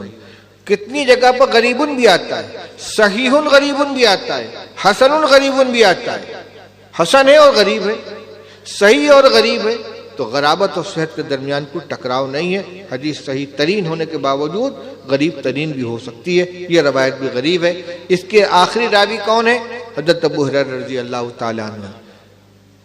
چونکہ یہ خاص خدمت تھی ان کی احادیث کے سلسلے میں، جمع احادیث کے سلسلے میں، حضرت ابو ہریرہ رضی اللہ تعالیٰ کی روایت پر اختتام کر کے آپ کو شوق دلا رہے ہیں کہ جس طرح ابو ہریرہ رضی اللہ تعالیٰ عنہ نے محنت کی تھی رسول اللہ صلی اللہ علیہ وسلم کی احادیث کو جمع کرنے کی اور اس کو محفوظ رکھنے کی، حضور سے دعائیں لی تھیں، اپنے حدیثیں بھول جانے کی شکایت کی تھی، پھر رسول اللہ صلی اللہ علیہ وسلم کی دعا کی برکت سے وہ یادداشت ان کو مل گئی کہ جو بھولی ہوئی روایتیں بھی یاد آ گئی اور آئندہ بھی کوئی روایت نہیں بھولی. اور تمام صحابہ کرام میں سب سے زیادہ روایت نقل کرنے والے کون ہیں؟ حضرت ابو ہریرہ رضی اللہ تعالیٰ. حالانکہ ان کو زمانہ کتنا ملا ہے. فتح خیبر کے موقع پر یہ قبیل دوس سے آئے ہیں سن 6 ہجری میں، اور 10 ہجری میں حضور صلی اللہ علیہ وسلم کی وفات ہو گئی ہے. 4 سال کا زمانہ پایا ہے، لیکن ہر بات غور سے سنتے تھے. روایت آپ نے پڑھی ہے، کسی نے ان سے شکایت کی تھی کہ آپ اتنی روایتیں کہاں سے بیان کرتے، ہم بھی تو رسول اللہ صلی اللہ علیہ وسلم کے ساتھ رہتے ہیں. فرمایا اچھا یہ بات بتاؤ، کل عشاء کی نماز میں رسول اللہ صلی اللہ علیہ وسلم نے کون سی سورت پڑھی تھی؟ یاد نہیں ہے. کیوں؟ نماز میں تھے کہ نہیں تھے؟ میں بتاتا ہوں، پہلی رکعت میں فلاں سورت پڑھی، دوسری رکعت میں فلاں سورت پڑھی. میں یاد رکھتا ہوں، کوشش کرتا ہوں، ہر بات کو غور سے سنتا ہوں، ہر عمل کو غور سے دیکھتا ہوں، اور جب اس کو بیان کرتا ہوں ایک حدیث ہو جاتی ہے. اب اسی کو میں بیان کروں گا کہ رسول اللہ صلی اللہ علیہ وسلم نے عشاء کی نماز پڑھائی، اب پہلی رکعت میں فلاں سورت پڑھی، فلاں رکعت میں دوسری سورت پڑھ، فلاں سورت پڑھی، ایک حدیث ہو گئی کہ نہیں؟ آپ نے یاد نہیں رکھا، آپ نہیں بیان کریں گے. تو کثرت احادیث کی بنیاد کیا تھی؟ فکر تھی اس کی. روایت پڑھی ہے آپ نے، وہ کہتے ہیں میرے جو انصاری بھائی ہوتے تھے وہ جاتے تھے اپنے کھجور اور انگور کے باغ کی دیکھ ریکھ کرنے کے لیے، اور میرے جو مہاجر بھائی تھے وہ بازار میں جاتے تھے کسب معاش کے لیے، اور ابو ہریرہ رسول اللہ صلی اللہ علیہ وسلم کے ساتھ بشبع بطنہ، اپنا اسی سے پیٹ بھرتا تھا، حضور کی باتیں سننے کی کوشش کرتا تھا. میری خوراک یہی تھی، میرا پیٹ اسی سے بھرتا تھا. تو انہوں نے اس کی محنت کی تھی. اس روایت کو آخر میں لا کر آپ کو بھی شوق دلا رہے ہیں کہ رسول اللہ صلی اللہ علیہ وسلم کی حدیث کو غور سے پڑھیں، یاد رکھیں اور محفوظ رکھنے کی کوشش کریں. اب وہ مضمون دیکھ لیجیے اس حدیث پاک کے اندر بیان کیا گیا ہے، جس میں امام بخاری رحمۃ اللہ علیہ اپنی حدیث کا اختتام فرما رہے ہیں. وہ کلمتان حبیبتان الی الرحمن خفیفتان علی اللسان ثقیلتان فی المیزان سبحان اللہ و بحمدہ سبحان اللہ العظیم. 2 بول ہیں، 2 جملے ہیں، 2 کلام ہیں. کلمہ کافیہ والا کلمہ نہیں ہے، الکلمۃ لفظ مفرد، الکلمۃ لفظ وضع لمعنی مفرد نہیں ہے. یہ کلمہ کلام کے معنی میں، اور قرآن پاک میں اور حدیث پاک میں عموماً لفظ کلمہ کلام ہی کے معنی میں آتا ہے. ضرب اللہ مثلا کلمۃ طیبۃ کشجرۃ طیبۃ اصلها ثابت وفرعها فی السماء. یہاں کلمہ سے مراد کیا ہے؟ لا الہ الا اللہ. ومثل کلمۃ خبیثۃ کشجرۃ خبیثۃ، یہاں بھی کلمہ سے مراد گندا بول ہے. اسی طریقے سے عام طور سے جہاں کلمہ کا لفظ آتا ہے وہ کلام کے معنی میں ہوتا ہے، لہذا یہ اصطلاحی کلمہ نہیں ہے. اب طلبہ کے لیے اس میں ایک لطیفہ ہے. اگر نحومیر پڑھنے والے کسی تعلیم سے پوچھا جائے کہ لا الہ الا اللہ کلمہ ہے کہ کلام، کیا جواب دے گا؟ وہ کلام کہے گا. اسے وہ کلمہ نہیں ہے یہ، اب پھنسا. اگر کہتے ہیں کلمہ نہیں ہے، کہتے کیسے مسلمان ہو؟ تم کہتے لا الہ الا اللہ کلمہ نہیں ہے، کہتے کلمہ ہے کہ کلمہ کی تعریف کرو. تو اصطلاح کے اعتبار سے یہ کلمہ نہیں ہے اور شرعی اعتبار سے وہ کلمہ ہے. پورے بول کو بھی کلمہ کہا جاتا ہے، وہاں یہاں وہی مراد ہے. اس لیے کہ جو جملہ آ رہا ہے سبحان اللہ و بحمدہ، یہ بھی جملہ ہے، کلام ہے، اور سبحان اللہ العظیم یہ بھی کلام ہے. تو 2 جملے ہیں، 2 بول ہیں جن کی 3 صفت بیان کی جا رہی ہے. نمبر 1 حبیبتان الی الرحمن، پروردگار کو بہت محبوب ہیں، رحمان کو بہت محبوب ہیں، اور زبان پہ بہت ہلکے پھلکے ہیں، اور میزان عمل میں بہت وزنی ہے. اس میں جو ثقیلتان فی المیزان آیا ہے یہ شاہد ہے، یہ مستدل ہے. اسی سے ترجمۃ الباب کو ثابت فرما رہے ہیں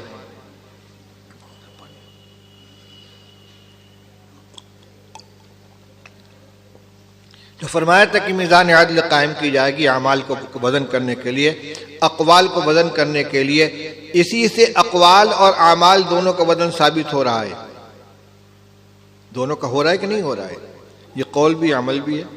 بھلی سبحان اللہ و بحمدہ سبحان اللہ العظیم جب ہم اس کو زبان سے ادا کریں گے تو ہمارا قول ہوگا کہ نہیں؟ اب بولنا ہمارا عمل ہے کہ نہیں؟ بدن سے جتنے بھی اعمال صادر ہوتے ہیں سب کو عمل کہا جائے گا، لیکن جن جن اعضاء سے ان کا صدور ہو رہا ہے ان کے اعتبار سے ان کا الگ الگ نام ہوتا ہے۔ دیکھنا ہمارا عمل ہے، لیکن آنکھ سے صادر اس کو بصر کہیں گے، نظر کہیں گے، ابصر کہیں گے۔ سننا ہمارا عمل ہے، لیکن کان سے صادر اس کا ایک الگ نام ہے، سمع بولیں گے۔ اسی طریقے سے جو اعضاء ہیں، پیر کا ایک عمل ہے چلنا، مشی یہ ہمارا عمل بھی ہے، لیکن پیر کی نسبت کی وجہ سے اس کے لیے خاص لفظ کیا ہوا؟ مشی ہوا۔ اسی طرح زبان سے نکلنے والی جو چیز ہے اس کو قول بھی کہا جائے گا، کیونکہ زبان کا عمل ہے، اور انسانی بدن کے کسی بھی عضو سے صادر ہونے والے عمل کو عمل کہا جاتا ہے، لہذا یہی عمل بھی ہوا، یہ ہمارا عمل بھی ہے، قول بھی ہے۔ اس روایت سے اعمال بنی آدم و قولہم یوزن دونوں کی دلیل مہیا ہو گئی۔ اور امام بخاری رحمۃ اللہ علیہ کا طرز استدلال آپ نے دیکھ لیا ہے کہ یہ آیات اور احادیث کے ظاہر سے استدلال کرتے ہیں، منطقی پیچیدگیاں یہاں نہیں ہیں۔ سیدھے سیدھے آیت میں جو بات بتلائی گئی ہے یہ حدیث کے اندر جو بات آئی ہے اسے استدلال فرماتے ہیں۔ اس میں ان کے تولنے کا ذکر ہے، اور قرآن میں کہا اور امام کا دعویٰ کیا ہے؟ اعمال اور اقوال تولے جائیں گے، لہذا اعمال اور اقوال کا تولا جانا ثابت ہو گیا۔ اب حدیث کے اندر جو کلمہ بیان کیا گیا ہے سبحان اللہ و بحمدہ سبحان اللہ العظیم، اس کی فضیلت کیا ہے؟ فرمایا رحمان کو بہت محبوب ہے۔ رحمان جو صفت کا صیغہ لایا گیا، حبیبتان اللہ نہیں کہا، اس کی وجہ یہ ہے کہ اللہ تعالیٰ کی رحمت پر دلالت کرنے والا ایک لفظ رحیم ہے اور ایک لفظ رحمان ہے۔ رحمان میں حروف زیادہ ہیں اور کلمات کی زیادتی معنی کی زیادتی بدلالت کرتی ہے۔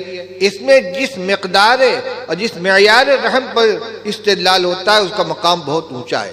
تو بتلانا یہ کہ اس پر جو اجر و ثواب مل رہا ہے بے پناہ، یہ اللہ تعالیٰ کی صفت رحمت رحمانیت کی بنا پہ مل رہا ہے، کیونکہ بندوں کے اوپر بہت زیادہ رحم کرنے والا، مہربانی کرنے والا ہے۔ اس لیے جو عام ضابطہ ہے کہ الاجر بقدر النصب، جتنی مشقت ہوگی اسی حساب سے اجر ملے گا، یا یوں کہہ لیجئے کہ الغنم بالغرم، جتنی محنت کی جائے گی اتنا نفع پہنچے گا، وہ ضابطہ یہاں نہیں چلے گا۔ معمولی سی محنت کے اوپر اللہ تعالیٰ بہت بڑا اجر عطا فرما دیں گے۔ اس لیے یہاں اللہ کی صفت رحمان کو ذکر کیا ہے، رحمان ہونے کی بنا پر اجر عطا فرما رہا ہے۔ خفیفتان علی اللسان، حالانکہ ان کی ادائیگی زبان میں بہت آسان ہے۔ اب سبحان اللہ و بحمدہ سبحان اللہ العظیم بولنا مختصر سا لفظ ہے، میں نہیں بیان کر رہا ہوں صرفیوں کی اور تجوید والوں کی نقطہ آفرینیہ، وہ حاشیے میں دیکھ لیجئے گا کہ جتنے حروف اس کے اندر استعمال کیے گئے ان دونوں کلموں کے اندر، ان تمام حروف کے اندر وہ صفات ہیں جن کی ادائیگی زبان پہ آسان ہوتی ہے۔ صفت رخو ہے، صفت وہ جو صفات متضادہ 5 پڑھی ہیں، اس میں جتنی صفات ہلکی والی وہ سب ان حروف کے اندر پائی جاتی ہیں، اکثر حروف کے اندر۔ وہ تو نقطہ بعد الوقوع کی بات ہے۔ حدیث کا براہ راست جو مفہوم ہے وہی بیان کرنا ہے کہ ان کی ادائیگی زبان پہ بہت آسان ہے، نہ تو ثقل اس کے اندر ہے نہ طول ہے۔ وہ کیا ہے؟ لیکن اس کے باوجود ثقیلتان فی المیزان، حالانکہ محنت کے اعتبار سے دیکھا جائے تو ہلکا عمل ہے تو اجر بھی ہلکا ہونا چاہیے، لیکن چونکہ یہ اللہ کو بہت محبوب ہے اس لیے اس کے اوپر اجر بہت زیادہ ملے گا اور میزان عدل میں اس کا وزن بہت زیادہ ہوگا۔ اور وہ 2 کلمے سبحان اللہ و بحمدہ سبحان اللہ العظیم، جس میں اللہ کی تسبیح بھی ہے، تحمید بھی ہے اور تکبیر بھی ہے، تعظیم بڑائی بیان کی گئی ہے، اور یہ ساری کی ساری چیزیں اللہ کو بہت محبوب ہیں۔ مسلم شریف میں آپ نے روایت پڑھی ہے، سبحان اللہ نصف المیزان والحمدللہ تملأ ما بین السماء والارض، سبحان اللہ کہنے سے آدھی میزان عدل میزان وزن میزان اعمال بھر جائے گی، اور الحمدللہ آسمان و زمین کے درمیان کے خلا کو پر کر دیتا ہے، اس کا اتنا اجر و ثواب ہوتا ہے۔ اس میں سبحان اللہ بھی ہے، وبحمدہ میں حمد بھی آ گیا۔ اسی طریقے سے دوسرے ٹکڑے میں پھر سبحان اللہ آیا، اور العظیم یہ اللہ اکبر کے معنی پر دلالت کر رہا ہے۔ تیسرا کلمہ ہے سبحان اللہ والحمدللہ ولا الہ الا اللہ واللہ اکبر، تین چیزیں اس کے اندر آ گئی ہیں، تسبیح آ گئی، تحمید ہو گئی، اور اسی طریقے سے تکبیر آ گئی۔ کلمہ طیبہ لا الہ الا اللہ تو ہمارے زبان پر جاری رہتا ہے، تو تمام اجر و ثواب جو مختلف کلمات کے تھے ان میں کا اکثر حصہ اس کے اندر اکٹھا ہو گیا ہے۔ یہ کلمہ امام بخاری رحمۃ اللہ علیہ آخری روایت کے طور پر ہمیں ہدیہ تحفہ کے طور پر بھی عطا فرما رہے ہیں۔ ہمیں اس کے زیادہ سے زیادہ ورد کرنا چاہیے، اور جو مقصد تھا ترجمۃ الباب کے قائم کرنے کا وہ سب کے سب ثابت ہو گیا۔ کلام نفسی و کلام لفظی کا فرق بھی آ گیا، آخرت کی یاد دہانی بھی ہو گئی، اور اعمال خیر کا ذخیرہ اکٹھا کرنے کی تشویق بھی ہو گئی، اور اسی طریقے سے احادیث کی قدر و قیمت اور اس کی اہمیت اور صحیح و غلط کے درمیان فیصلہ کرنے کے لیے احادیث صحیحہ کو معیار بنانے کی وصیت بھی آ گئی امام بخاری رحمۃ اللہ علیہ کی۔ یہاں آ کر بات مکمل ہو جاتی ہے۔ اب چونکہ دستار بھی ہونی ہے اور دستار کے لیے الگ سے کوئی مجلس نہیں ہے، اس لیے چند باتیں طلبہ سے میں نصیحت کے طور پر اسی کے ساتھ کر لوں۔ یہ کچھ کہنا ہے؟ دستار کے بعد کر لیں، بات ہو جائے، مکمل ہو جائے، ٹھیک ہے۔ میرے عزیزوں اور بھائیوں، اب میں مخاطب ہوں بخاری شریف کے طلبہ سے بھی، اور جنہوں طلبہ نے حفظ کی تکمیل کی ہے اور جنہوں نے تجوید کی تکمیل کی ہے، اور جو ہمارے عزیز ابھی زیر تعلیم ہیں یا انہوں نے فراغت حاصل کر لی ہے، اور ساتھ ساتھ ہمارے محترم علماء کرام بھی جو بہت پہلے فارغ ہو گئے ہیں، چاہے ان کا مشغلہ علمی ہو یا نہ ہو، یعنی علم کے ساتھ جن کو نسبت حاصل ہے وہ سب اپنی ذات کو شامل کر کے میں گفتگو کرتا ہوں۔ علم کی یہ امانت اللہ کی طرف سے ملنے والی بہت بڑی نعمت ہے، اور نعمت جتنی عظیم ہو اسی اعتبار سے اس کی قدردانی کرنی چاہیے، اور اسی اعتبار سے اس کی جواب دہی بھی ہوگی۔ اللہ تعالیٰ کا ضابطہ کیا ہے؟ لَإِن شَكَرْتُمْ لَأَزِيدَنَّكُمْ وَلَئِن كَفَرْتُمْ إِنَّ عَذَابِي لَشَدِيدٌ۔ نعمت کا شکر ادا کرو گے تو ہم اضافہ کریں گے، اور ناشکری کرو گے تو میری سزا بھی بہت سخت ہے۔ جتنا بڑا اعزاز ہوتا ہے اسی اعتبار سے ذمہ داری بھی بنتی ہے۔ آج طلبہ عزیز کے سروں پر دستار باندھی جائے گی، کچھ عالم بن کر جائیں گے، کچھ حافظ بن کر جائیں گے، کچھ قاری بن کر جائیں گے۔ یہ دستار جہاں ان کے لیے اعزاز ہے، ان کو ان کی ذمہ داری کا احساس دلانے کا ایک ذریعہ بھی ہے کہ عام لوگوں کے مقابلے میں آپ کو ایک امتیاز مل رہا ہے، آپ کے سر پر دستار باندھی جا رہی ہے۔ اب عالم ہونے کی حیثیت سے اور حافظ اور قاری ہونے کی حیثیت سے جو آپ کی ذمہ داری بنتی ہے اس کو محسوس کریں۔ یہ علم نبوت ہے، علم وہ دولت ہے کہ جو انسان کا سب سے بڑا شرف ہے۔ حضرت آدم علیہ السلام کو جب اللہ تعالیٰ نے پیدا فرمایا، علم آدم الاسماء كلها ثم عرضهم على الملائكة فقال انبئوني باسماء هؤلاء ان كنتم صادقين قالوا لا علم لنا الا ما علمتنا انك انت العليم الحكيم۔ علم کی صفت تھی جس کی بنا پر برتری حاصل ہوئی ہے حضرت آدم علیہ السلام کو فرشتوں کے مقابلے میں، اور فرشتوں نے عذر کر دیا لا علم لنا الا ما علمتنا۔ تو یہ سب سے پہلا شرف ہے جو اللہ تعالیٰ کی طرف سے آدم علیہ السلام کو ملا، اور جس کی بنا پر ان کو فرشتوں کے مقابلے میں برتری حاصل ہوئی۔ وہ نعمت اللہ جل شانہ نے اپنے پیغمبر علیہ السلام کے واسطے سے ہمیں عطا فرمائی، اور خود رسول اللہ صلی اللہ علیہ وسلم کیا فرماتے ہیں؟ انما بعثت معلما، میں معلم بنا کر بھیجا گیا ہوں۔ اور آپ کے مناسب فرضیہ کی جو فرائض منصبی کی جو تعارف کرایا گیا قرآن پاک کے اندر، هو الذی بعث فی الامیین رسولا منہم یتلو علیہم آیاتہ ویزکیہم ویعلمہم الکتاب والحکمہ۔ تعلیم کتاب و تعلیم حکمت آپ کے فرائض منصبی کے اندر اہمیت کا مقام رکھتی ہے۔ اور پھر آج میں فرمایا العلماء ورثۃ الانبیاء، علماء انبیاء کے وارث ہیں۔ وَإِنَّ الْأَنْبِيَاءَ لَمْ يُوَرِّثُوا دِينَارًا وَلَا دِرْهَمًا، انبیاء علیہ السلام نے درہم و دینار کو وراثت میں نہیں چھوڑا۔ وَإِنَّمَا وَرَّثُوا الْعِلْمَ، نبی اپنی پوری زندگی گزار کر دنیا سے جاتے ہیں، بے پناہ چیزیں چھوڑ کر جاتے ہیں، عبادات کا طریقہ سکھایا، تقوی کا راستہ بتایا، نیک اعمال بتلائے، برائیوں سے بچنے کی تلقین فرمائی، نیکیوں کا انبار لگا دیا سامنے، مختلف قسم کی نیکیوں کی رہنمائی فرمائی، لیکن وراثت قرار دیا تو علم کو قرار دیا۔ انما ورثوا العلم، کہ نبی تو اپنے ترکے کے اندر علم چھوڑ کر جاتے ہیں۔ تو یہ نبوت کی وراثت ہے، جتنی قیمتی وراثت ہے اتنی اسی اعتبار سے اس کی ذمہ داری بنتی ہے۔ اس کو آپ کو آج اس کا احساس دلایا جا رہا ہے۔ علم کا سب سے پہلا تقاضا خود اس کے اوپر عمل کرنا ہے، اس لیے کہ علم نام ہے یقین کا۔ علم کس کا نام ہے؟ یقین کا۔ جس چیز کا یقین ہوگا وہی علم ہے، اور جس چیز کا یقین نہ ہو وہ علم نہیں، وہ صرف گمان ہے۔ اور یقین کا تقاضا کیا ہوتا ہے؟ اس کے مطابق عمل کرنا۔ آدمی اپنے یقین کے خلاف عمل نہیں کر سکتا۔ میں مثال دیا کرتا ہوں، آپ کے ہاتھ میں ایک پیالہ دیا جائے اور اس کا رنگ ہو کیسا؟ شربت الافزا جیسا۔ آپ جانتے ہیں اگر کہ اس کے اندر زہر ملا ہوا ہے، آپ اس کو پیئیں گے؟ لاکھ کہا جائے کہ یہ امرت ہے، یہ آب حیات ہے، اس کو پی لیجئے، زندگی دائمی ہو جائے گی، لیکن ایک قطرہ زبان پر رکھنے کے لیے تیار نہیں ہے۔ کیوں؟ اس لیے کہ آپ کو علم ہے کہ اس میں زہر ہے۔ اس کے برخلاف دیکھ لیجئے، 1000 کا نوٹ ہے، 2000 کا نوٹ ہے، ہاتھ میں دیا جائے، کہا جائے یہ چورن کا ہے، آپ کو علم ہے کہ یہ اصلی ہے، آپ اس پر یقین نہیں کریں گے۔ کوئی خبر نفع کی ہو یا نقصان کی ہو، اپنے علم کے مطابق آدمی عمل کرتا ہے، صرف مخبر کی خبر پر نہیں۔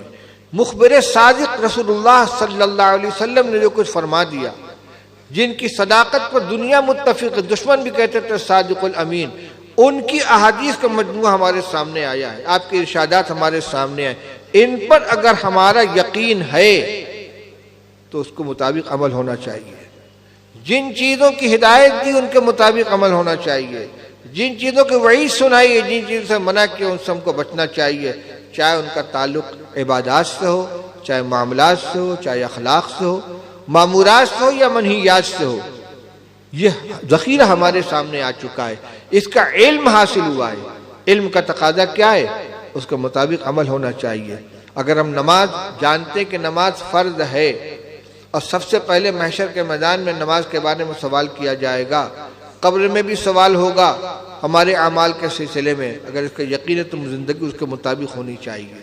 اس لیے علم کی سب سے پہلی ذمہ داری خود عمل کرنا ہے، اور اس کے بعد درجہ بدرجہ اس علم کو دوسروں تک پہنچانا، اپنے گھر والوں تک، اپنے رشتہ داروں تک، پڑوسیوں تک، محلے والوں تک، شہر والوں تک، اور پھر ان ہادی امت واحدہ، پوری امت تک علم کو پہنچانا ہے۔ علم کو چھپانا نہیں ہے۔ یہ یہودیوں کا طریقہ تھا کہ جو ان کو علم ملا تھا وہ کہتے تھے ان امیوں تک اس کو مت پہنچاؤ، یہ تمہارے خلاف حجت قائم کریں گے۔ رسول اللہ صلی اللہ علیہ وسلم نے فرمایا کہ من کتم علما سئلہ یا من سئل علما فکتمہ الجم بنجام من النار یوم القیامہ، کما قال علیہ الصلوۃ والسلام۔ جس سے علم کی کوئی بات پوچھی جائے اور وہ اس کو چھپا لے جائے تو قیامت کے دن اس کو آگ کی لگام پہنائی جائے گی۔ یہاں تو علم کا پہنچانا ضروری قرار دیا گیا۔ تو پہلی بات ہے جو پڑھا اس کا دل کے اندر یقین بیٹھے، نمبر 2 اس کے مطابق ہماری زندگی گزرے، نمبر 3 اس کو پھیلانے کی کوشش کرے۔ حضور صلی اللہ علیہ وسلم نے حجۃ الوداع میں جو سب سے آخری نصیحت فرمائی تھی وہ کیا تھی؟ الا فلیبلغ الشاہد الغائب، میں نے جو باتیں تم تک پہنچائی ہیں جن کی تم گواہی دے رہے ہو، اس کو دوسروں تک پہنچانا۔ اگر اس حدیث پر، اس ہدایت پر صحابہ کرام رضی اللہ تعالیٰ عنہ نے عمل نہ کیا ہوتا تو آج نہ ہماری یہ شکل و صورت ہوتی، نہ ہماری یہ وضع قطع ہوتی، نہ یہ روایات ہوتی، نہ یہ محفل ہوتی۔ معلوم نہیں ہے کس گھاٹ کا پانی پی رہے ہوتے اور ہمارا کیا انجام ہوتا۔ انہوں نے اس امانت کو ادا کیا تھا اور ہر طبقے نے بعد میں اس کو منتقل کیا ہے۔ يحمل هذا العلم من كل خلف عدوله ينفون عن تاويل الجاهلين وانتحال المبتلين وتحریف الغالین۔ فرمایا رسول اللہ صلی اللہ علیہ وسلم نے کہ اس علم کو ہر طبقے سے اس کے بعد آنے والے جو عدول لوگ ہوں گے وہ حاصل کریں گے، اور اس کا کام کیا ہوگا؟ دین کے اندر جو چیزیں بڑھا دی جائیں گی، گھٹا دی جائیں گی، من گھڑت چیزیں شامل کر لی جائیں گی، تحریف کی جائے گی، اس کے وہ اصلاح کریں گے۔ اس علم کا کام یہ ہے کہ اپنی نگاہ کھلی رکھیں، جن غلطیوں کو دیکھیں ان علوم کی روشنی میں غلط ہے تو اس کی نشاندہی کریں، اس کو مٹانے کی کوشش کریں، لوگوں کو اس سے بچانے کی کوشش کریں۔ تو امر بالمعروف نہی عن المنکر، خیر کو پھیلانا اور برائی کو مٹانا عام امت کی بھی ذمہ داری ہے۔ کنتم خیر امۃ اخرجت للناس، لیکن عالم کی پہلی یہ ذمہ داری ہے کہ جو علم حاصل کیا اس کی روشنی میں اس کو پھیلائے۔ سب سے پہلا کام اپنے عمل کو درست کرنا، اپنے معاملات کو درست کرنا، پھر اس علم کو آگے بڑھانا، درسگاہوں میں بیٹھ کر ہو، مسجد کے ممبر سے ہو، تصنیف و تالیف کے ذریعے ہو، گھریلو تعلیم کے ذریعے ہو، جو بھی شکل ہو، لیکن علم کو پھیلانا ہے، علم نبوت کو آگے تک بڑھانا ہے۔ یہ کام اگر ہم کریں گے تو انشاءاللہ یہ سلسلہ آگے چلے گا، اور جب جہالت عام ہو جائے گی، کوئی بتانے والا باقی نہیں بچے گا، تو قیامت آئے گی۔ رسول اللہ صلی اللہ علیہ وسلم نے ارشاد فرمایا، بخاری شریف میں آپ نے روایت پڑھ لی ہے کہ علم جو اٹھایا جائے گا تو لوگوں کے سینوں سے نکالا نہیں جائے گا۔ کیسے اٹھایا جائے گا؟ انما یقبض حال علم بقبض العلماء، اللہ تعالی علم کو علماء کے ذریعے سے علماء کو وفات دے کر اٹھا لیں گے۔ حتی اذا لم یبق عالما اتخذ الناس رؤوسا جہالا، جب کوئی عالم نہیں بچے گا تو لوگ جاہلوں کو اپنا پیشوا بنا لیں گے۔ فسئلوا فافتوا بغیر علم، ان سے مسئلہ پوچھا جائے گا اور وہ جہالت کے باوجود مسئلے بتائیں گے۔ فضلوا واضلوا، خود بھی گمراہ ہوں گے، دوسروں کو بھی گمراہ کریں گے۔ یہ جو گمراہی کا زمانہ آنے والا ہے، اس کو بچانے کے لیے ضروری ہے کہ جس کے پاس بھی علم کی دولت ہے اس کو آگے تک پہنچانے کی کوشش کرے۔ ضروری نہیں ہے کہ ہر مولوی مدرسے کا مدرس بنے، لیکن علم کے پھیلانے کے جتنے راستے ہیں، وعظ و تبلیغ ہے، درس قرآن کا حلقہ قائم کیجئے، مسجدوں میں قرآن کا ترجمہ سنائیے، حدیث پاک سنائیے، گھروں میں احادیث کے مجموعے سنائیے، فضائل اعمال کے جو رسالے ہیں، ریاض الصالحین ہے، اسی طریقے سے مختلف مسائل کے اوپر روایات اکٹھا کی گئی ہیں، ان کو پڑھ کر سنائیے۔ جو شبینہ مکاتب ہوتے ہیں، بالغ لوگوں کو اکٹھا کریں، ان کے سامنے روایات سنائیں، جو جمعہ کے اندر بیان کیجئے، عام اجلاسوں میں بیان کیجئے، جو علم آپ نے حاصل کیا اس علم کو آگے تک پہنچانے کی کوشش کرے، یہ آپ کی ذمہ داری بنتی ہے۔ اپنے عمل کو درست رکھیں، وضع قطع کو درست رکھیں۔ میرے بھائیوں، عوام چاہے خود اپنی جگہ پر کتنے بھی بدعمل ہوں، لیکن وہ یہ چاہتے ہیں کہ ہمارا عالم، ہمارا حافظ، ہمارا قاری اپنی شکل و صورت کے اعتبار سے بھی، اپنے اعمال اور اخلاق کے اعتبار سے بھی ایسا ہونا چاہیے کہ اس پر انگلی نہ رکھی جائے، وہ ہمارا پیشوا ہے۔ بے نمازی نہیں ہونا چاہیے، جھوٹ بولنے والا نہیں ہونا چاہیے، کسی عملی خرابی کے اندر مطلع نہیں ہونا چاہیے۔ اس لیے اس اعزاز کے ساتھ ساتھ یہ ذمہ داری بھی دی جا رہی ہے کہ ہمیشہ کے لیے اس دولت کی حفاظت کریں اور اس اعزاز کو باقی رکھنے کی کوشش کریں، وضع قطع درست رکھیں، نمازوں کا اہتمام کریں، حافظ لوگ قرآن پاک کے دور کا اہتمام کریں، پورے سال قرآن پاک کا دور کرتے رہیں۔ روایت سنا دیا کرتا ہوں، اس کو اعادہ کر رہا ہوں، 2 حدیثیں ہیں۔ رسول اللہ صلی اللہ علیہ وسلم نے ارشاد فرمایا ہے کہ ان مسئلہ ھذا القرآن ان مسئلہ صاحب القرآن کمثل صاحب الابل المعقلۃ ان حافظ علیہا امسکہا وان ترکہا ذہبت او کما قال رسول اللہ صلی اللہ علیہ وسلم۔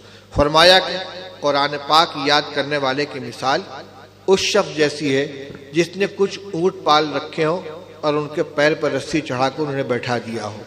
اگر ان کی دیکھ ریکھ کرتا رہے گا تب تو وہ بیٹھے رہیں گے، اور اگر چھوڑ دے گا تو بھاگ جائیں گے۔ اسی طرح جس نے قرآن پاک یاد کر لیا، اگر برابر دور کرتا رہے گا، دیکھتا رہے گا، پڑھتا رہے گا تو قرآن محفوظ رہے گا، ورنہ سینے سے نکل جائے گا۔ کیوں؟ فرمایا کہ تعاہدوا ھذا القرآن فإنه أشد تفصيا من صدور الرجال من الإبل في عقلها او كما قال صلی اللہ علیہ وسلم۔ فرمایا قرآن پاک کا خیال رکھو، نگرانی کرتے رہو، دیکھ ریکھ کرتے رہو، دہراتے رہو، پڑھتے رہو، کیونکہ یہ لوگوں کے سینوں سے اس سے زیادہ تیزی کے ساتھ نکل جاتا ہے جتنی تیزی سے اونٹ اپنے پیر کی رسی چھوڑا کر بھاگ جاتا ہے۔ کیونکہ جو مخاطب تھے وہ اونٹ پالنے والے تھے، اس لیے ان کو سمجھانے کے لیے مثال میں وہی چیز پیش کی گئی ہے۔ اس لیے میں اپنے حافظ بچوں سے اور فارغ ہونے والوں سے یہ کہوں گا کہ مطمئن ہو کر نہ بیٹھ جائیں کہ ہم حافظ ہو گئے۔ ہمارے دارالعلوم دیوبند کے صدر المدرسین مرحوم مفتی سعید احمد صاحب رحمۃ اللہ علیہ فرماتے تھے کہ دو لفظوں نے دھوکہ دیا ہے ہمارے ان فضلاء کو، ایک فارغ ہو گئے، ایک فاضل ہو گئے۔ نہ آپ فاضل ہوئے نہ فارغ ہوئے، ابھی تو آپ کا آغاز ہو رہا ہے۔ آپ نے اب تک اساتذہ کی انگلی پکڑ کر چلنا سیکھا ہے، اب آپ کو اپنے پیر سے چلنا ہے۔ درس نظامی کا مقصد طلبہ کے اندر اتنی صلاحیت پیدا کرنا ہوتا ہے کہ وہ از خود کتابوں کو سمجھ سکیں۔ صرف ان کتابوں کو پڑھانا مقصود نہیں ہے، ان کا علم اتنے تک محدود نہیں ہے، اس کے ذریعے اس کے اندر صلاحیت پیدا کی جاتی ہے۔ اب آگے خود ان کو مطالعہ کرنا ہے، حدیث کی شرحیں دیکھنی ہے، تفسیر دیکھنی ہے، فقہ کی کتابیں دیکھنی ہے، اخلاق اور شمائل کی کتابیں دیکھنی ہے، اور ان علوم کا اضافہ اپنے علم کے اندر کرنا ہے۔ اسی طریقے سے حفظ والے، تجوید والے اب تک درسگاہ کے اندر استاد کے سامنے زانی و تلمس طے کرتے تھے، اب جو دولت ان کو ملی ہے اس کو فروغ دینا، اس میں پختگی پیدا کرنا، اس کو برقرار رکھنا، اس کی حفاظت کرنا ان کی اپنی ذمہ داری ہو گئی ہے۔ فارغ نہیں ہوئے ہیں۔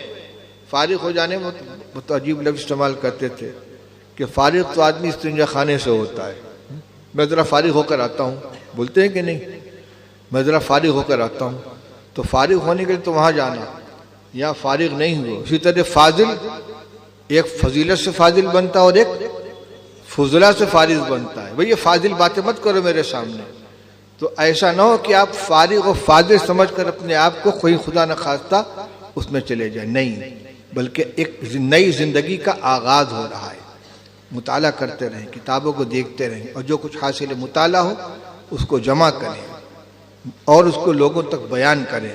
اور ایک ضروری بات یہ ہے کہ اپنے کو اساتذہ سے مستغنی نہ سمجھیں، ہمیشہ اپنے اساتذہ سے ربط رکھیں۔ آپ کتنے بھی بلند مقام پر پہنچ جائیں گے لیکن اساتذہ سے آپ مستغنی نہیں ہو سکتے۔ بڑے قابل ہو جائیں گے۔ شیخ سعدی کا قصہ پڑھا ہے کہ نہیں گلستان کے اندر؟ شیخ سعدی نے ایک قصہ لکھا ہے کہ ایک پہلوان تھا، اس نے اپنے شاگردوں کو اپنا فن سکھایا۔ ایک شاگرد بڑا ہونہار تھا، اس کو بہت کچھ سکھا دیا۔ اس کے دماغ میں یہ غرہ پیدا ہو گیا کہ میں تو اپنے استاد سے بڑھ گیا ہوں۔ اس نے چیلنج کر دیا کہ میرا کوئی مقابلہ نہیں کر سکتا۔ چنانچہ اس زمانے میں جو بادشاہ تھا اس نے دنگل کرایا اور استاد و شاگرد کی کشتی ہو گئی۔ جب وہ سامنے آیا تو استاد نے اس کا ہاتھ پکڑ کر دھوبی پاٹ مارا، اس کو گھما کے پیٹھ پر رکھا، پٹک دیا۔ اب وہ کھڑے ہو کے کہتا ہے استاد آپ نے یہ داؤ مجھے نہیں سکھایا تھا، کہ اسی دن کے لیے بچا کے رکھا تھا، اسی دن کے لیے بچا کے رکھا تھا، جب تم میری برابری کا دعویٰ کرے گا تو اسی داؤ کو استعمال کروں گا۔ اس لیے آپ کتنے بھی قابل ہو جائیں لیکن یہ نہ سوچے کہ اب تو میں اپنے استاد سے بھی قابل ہو گیا، ان سے ہی بڑھ گیا۔ ہمیشہ اپنے کو محتاج سمجھیں۔ علم میں زیادتی سوال کے ذریعے سے ہوتی ہے۔ منہومانی لا یشبعان، منہوم فی المال و منہوم فی العلم، حدیث پاک ہے۔ رسول اللہ صلی اللہ علیہ وسلم نے ارشاد فرمایا کہ دو حریص ایسے ہیں جن کا پیٹ کبھی نہیں بھرتا، ایک مال کا حریص اور ایک علم کا حریص۔ مال کا حریص کی روایت تو آپ نے مشکات نے پڑھ لی ہے۔ لو کان لابن آدم وادیان من ذہب لابتغى ثالثا، ابن آدم کو اگر دو وادی سونے سے بھری ہوئی مل جائے تو بھی وہ تیسری کا طلبگار ہو، ایک اور مل جائے۔ حالانکہ یہ کئی پشت تک خرچ نہیں ہو پائے گی، دو وادی سونے سے بھری، مگر تیسرے کا طلبگار ہوگا وہ۔ تو ایک تو مال کی حص کبھی ختم نہیں ہوتی اور دوسرے علم کا حریص، اس کا پیٹ کبھی نہیں بھرتا، اور یہ ہونا چاہیے۔ ہیجگاہ ذوق طلب از جستجو بازم نداشت، دانا دانا چیدہ ام وقتے کی خرمن داشتم۔ ذوق طلب نے مجھے کسی لمحہ طلب کے شوق سے غافل نہیں چھوڑا، ایک ایک دانہ میں نے چن کر اٹھایا ہے جبکہ میرے گھر میں کھلیان لدا ہوا تھا۔ علم کا شوق ہو جائے، مطالعہ کا شوق پیدا ہو جائے، چسکا لگ جائے کہ کتنی لذت ہے اس کے اندر، اس کی لذت کا کوئی مقابلہ نہیں کر سکتا۔ المامون میں الفاروق میں علامہ شبلی نعمانی نے قصہ لکھا ہے علم کے شوق کے سلسلے میں کہ پانی کے جہاز کا سفر ہو رہا تھا، سمندر میں طوفان آ گیا، کپتان نے اعلان کر دیا کہ بھائی جہاز ہمارا خطرے میں ہے، جتنے لوگ اس پہ سوار ہیں مسافروں کا جہاز تھا، اپنے اپنے مذہب کے اعتبار سے اپنا آخری عمل کر لیں۔ کوئی نماز میں لگ گیا، کوئی پوجا میں لگ گیا، کوئی پرارتھنا میں لگ گیا۔ ایک آدمی عرشہ کے اوپر بیٹھا ہوا تھا کرسی پر اور ایک کتاب یہ مطالعہ کر رہا تھا۔ اعلان اس کے بھی کان میں آیا، اس کتاب جلدی جلدی وہ پلٹنے لگا، جلدی جلدی پڑھنے لگا۔ تھوڑی دیر بعد اللہ کا کرنا یہ ہوا کہ طوفان تھم گیا، جہاز بچ گیا۔ لوگ اس کو حیرت سے دیکھ رہے تھے، کوئی ادھر بھاگ رہا ہے، کوئی ادھر بھاگ رہا ہے، اور یہ اپنی کتاب میں لگا ہوا ہے۔ اس سے پوچھا گیا کہ میاں تم نے اپنے بچنے کی کوئی تدبیر نہیں کی؟ اس نے کہا کہ میں نے سمجھ لیا کہ اب تو ڈوبنا ہے، لیکن میں جو مضمون پڑھ رہا تھا کتاب کے اندر بڑا دلچسپ تھا، میں نے سوچا مرنے سے پہلے اس کی تکمیل کر لوں، مرنے سے پہلے اس کی تکمیل کر لوں، اس مضمون کو پورا کر لوں۔ یہ ہے منہومان لا یشبعان کہ دو حریص کا پیٹ نہیں بھرتا۔ اللہ کرے یہ حرص علم کے سلسلے میں ہمیں بھی حاصل ہو جائے کہ کسی لمحے ہم اپنے کو فارغ نہ سمجھیں اور علم کے اندر اضافہ کرتے رہیں، اپنے مرکز علمی سے، اپنے اساتذہ کرام سے رابطہ رکھیں، ان سے استفادہ کرتے رہیں۔ انشاءاللہ یہ رسمی سلسلہ شاگردی استادی کا تو ایک مرحلے پر آ کر بند ہو جاتا ہے، لیکن استفادے کا تعلق کبھی ختم نہیں ہوتا۔ اسی دارالحدیث کے اندر حضرت مولانا عبدالحلیم صاحب جون پوری رحمۃ اللہ علیہ تشریف لائے تھے، گرینی کے جو محتمم تھے حضرت مولانا شاہ وصول اللہ صاحب، حضرت مولانا زکریا صاحب کے خلیفہ، دارالعلوم دیوبند کے صدر مدرسین، ہم نے اساتذہ کو اکٹھا کیا اور حضرت سے کہا حضرت ہم لوگوں کو نصیحت کر دیجئے۔ فرمایا صرف ایک نصیحت کرتا ہوں کہ اپنے کو مستقل مت سمجھنا، صرف ایک بات کہی تھی، اپنے کو مستقل مت سمجھنا، ہمیشہ کسی بڑے کے ساتھ تعلق قائم رکھنا اور اسے مشورہ کر کے کام کرنا۔ یہ مت سمجھنا ہم تو علامہ ہو گئے، ہم تو مولانا ہو گئے، ہم تو حافظ صاحب ہو گئے، قاری صاحب ہو گئے، نہیں، ہمیشہ اپنے کو کسی بڑے کے تابع رکھ کر مشورہ۔ ہم نے بڑوں کو یہی دیکھا ہے۔ حضرت شیخ الحدیث مولانا زکریا صاحب رحمۃ اللہ علیہ، جب تک مولانا خلیل احمد صاحب رحمۃ اللہ علیہ حیات تھے کوئی کام ان کا مشورے کے بغیر نہیں کرتے تھے۔ حضرت مفتی محمود صاحب رحمۃ اللہ علیہ، حضرت شیخ زکریا رحمۃ اللہ علیہ کی حیات تک کوئی کام ان کے مشورے کے بغیر نہیں کیا۔ یہی حال حضرت مولانا سید حسین احمد مدنی رحمۃ اللہ علیہ کا تھا، شیخ الہند رحمۃ اللہ علیہ سے پوچھے بغیر کوئی کام نہیں کرتے تھے۔ یہ اپنی اپنی جگہ پر اتنی اونچی حیثیت کے حضرات تھے، لیکن استاذ کی مشورے کے بغیر کوئی کام نہیں کرتے۔ مفتی صاحب کے والد مولانا حامد حسن صاحب رحمۃ اللہ علیہ فارغ ہوئے، حضرت شیخ الہند رحمۃ اللہ فرمایا مولوی حامد تم نہٹور چلے جاؤ وہاں پڑھاؤ۔ چلے گئے، پوری زندگی وہیں گزار دی۔ جب ان کے پاس کسی دوسرے مدرسے سے کوئی جگہ آتی تھی ملازمت کی، اچھی اچھی تنخواہوں پر، کہتے تھے میرے حضرت نے مجھے یہاں بیٹھایا ہے، یہاں سے میرا جنازہ نکلے گا۔ چنانچہ بیمار ہو گئے، پوری زندگی وہیں گزار دی، بیمار ہو گئے۔ حضرت مفتی صاحب رحمۃ اللہ علیہ نے کہا ابا گھر چلیے، گھر چل کے آرام کیجیے، ہم آپ کا علاج کریں گے۔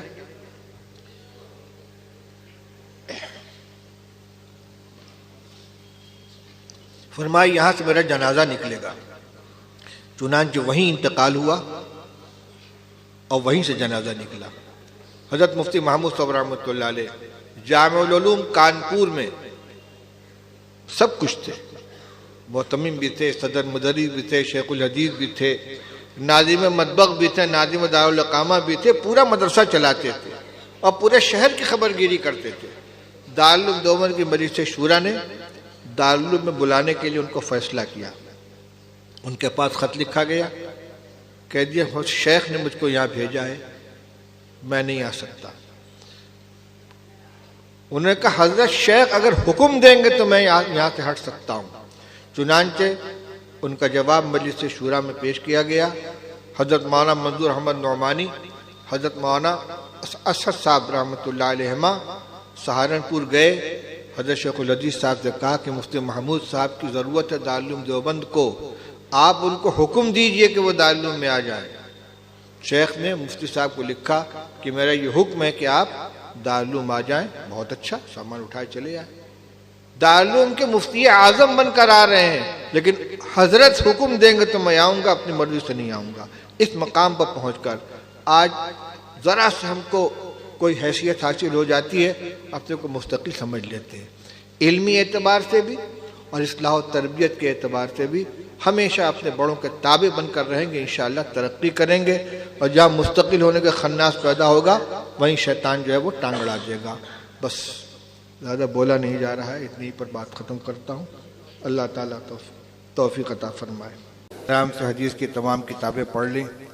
حقیقی اجازت تو ان کی طرف سے ملے گی، لیکن برکتاً سند جوڑنے کے لیے میں اپنی تمام مرویات کی اپنی سند سے حدیث کی کتابیں پڑھنے، پڑھانے اور روایت کرنے کی آپ تمام عزیز طلبہ کو اجازت دیتا ہوں۔ اجازت کے ساتھ تمام بزرگوں کے یہاں یہ طریقہ رہا ہے کہ ایک جملہ استعمال کرتے ہیں، بِشُرُوطِهِ الْمُعْتَبَرَةِ عِنْدَ أَهْلِ هَذَا الْفَنِ، کہ اجازت شرطوں کے ساتھ مشروط ہے۔ اور وہ شرطیں کیا ہیں؟ نمبر 1، عقیدہ اہل سنت والجماعت کے اوپر اخیر دم تک قائم رہنا، اعمال کو درست رکھنا، کبائر سے مکمل اجتناب کرنا اور صغائر سے بھی بچنے کی کوشش کرنا، اپنی وضع قطع شکل و صورت عالمانہ رکھنا، حقوق العباد اور حقوق اللہ کی ادائیگی کی پوری کوشش کرنا، اور حتی الامکان علم کی امانت کو دوسروں تک پہنچانے کی بھی کوشش کرنا۔ میری سند باضابطہ بخاری شریف اول تاخیر میں نے حضرت مولانا فخر الدین صاحب رحمۃ اللہ علیہ سے پڑھی ہے، اور وہ شاگرد تھے شیخ الہند رحمۃ اللہ علیہ کی۔ اس کے آگے کی سند آپ کو اساتذہ نے بتلا دی ہے۔ شیخ الہند رحمۃ اللہ علیہ کے استاد مولانا محمد قاسم صاحب، ان کے استاد شاہ عبد الغنی صاحب مجددی، ان کے استاد شاہ محمد اسحاق صاحب دہلوی، ان کے استاد شاہ عبد العزیز صاحب محدث دہلوی، اور ان کے استاد حضرت شاہ ولی اللہ صاحب محدث دہلوی۔ شاہ ولی اللہ رحمۃ اللہ علیہ کے آگے کی سند، جو اس سند کے سلسلے کی کتابیں چھپی ہوئی ہیں، الیانع الجنی ہے اور العناقید الغالیہ ہے، الکلام المفید ہے، اس میں تمام سندیں دارالعلوم و مظاہر کی جمع کر دی گئی ہیں، اور یہ چلی گئی ہیں کتابوں کے مصنفین تک، اور مصنف سے لے کر امام بخاری رحمۃ اللہ علیہ اور تمام کتب احادیث کے سے لے کر رسول اللہ صلی اللہ علیہ وسلم تک ہر مصنف کی سند رسول اللہ صلی اللہ علیہ وسلم تک ہر حدیث کے ساتھ موجود ہے جو آپ نے روایت پڑھی ہے۔ اس کے راوی کون ہوئے؟ امام بخاری۔ امام بخاری تک کی سند الکلام المفید اور العناقید الغالیہ میں، اور شاہ ولی اللہ صاحب تک کی سند وہ آپ کے سامنے بیان کر دی گئی ہے۔ بخاری شریف کی میری یہ سند ہے۔ اس کے علاوہ اجازت عامہ کے ذریعے حضرت مفتی محمود صاحب رحمۃ اللہ علیہ اور محدث جلیل حضرت مولانا حبیب الرحمن صاحب آدمی نور اللہ مرقدہ سے بھی اجازت حاصل ہے، اور دوسرے استاد میرے جن کی سند عالی حضرت علامہ ابراہیم صاحب بلیابی رحمۃ اللہ علیہ، جن سے مسلم شریف کا مقدمہ کتاب الایمان اور ترمذی شریف جلد اول پڑھی تھی، وہ بھی شیخ الہند رحمۃ اللہ علیہ کے شاگرد تھے۔ باقی جو کتابیں میں نے پڑھی ہیں دارالعلوم دیوبند کے اندر، وہ یا تو شاہ صاحب کے شاگرد ہیں علامہ انور شاہ کشمیری کے، اور یا مولانا حسین احمد صاحب مدنی رحمۃ اللہ علیہ کے، اور یہ دونوں شاگرد ہیں کس کے؟ حضرت شیخ الہند رحمۃ اللہ علیہ کے۔ بہرحال تمام مرویات کی آپ سب حضرات کو اجازت ہے۔ اللہ تعالیٰ خیر و برکت عطا فرمائے۔ نہیں بھائی، سب کو تو علم سے اشتغال رکھنے والے، ان شرائط کی پابندی کرنے والے جتنے علماء کرام موجود ہیں ان سب کے لیے اجازت ہے۔ السلام علیکم۔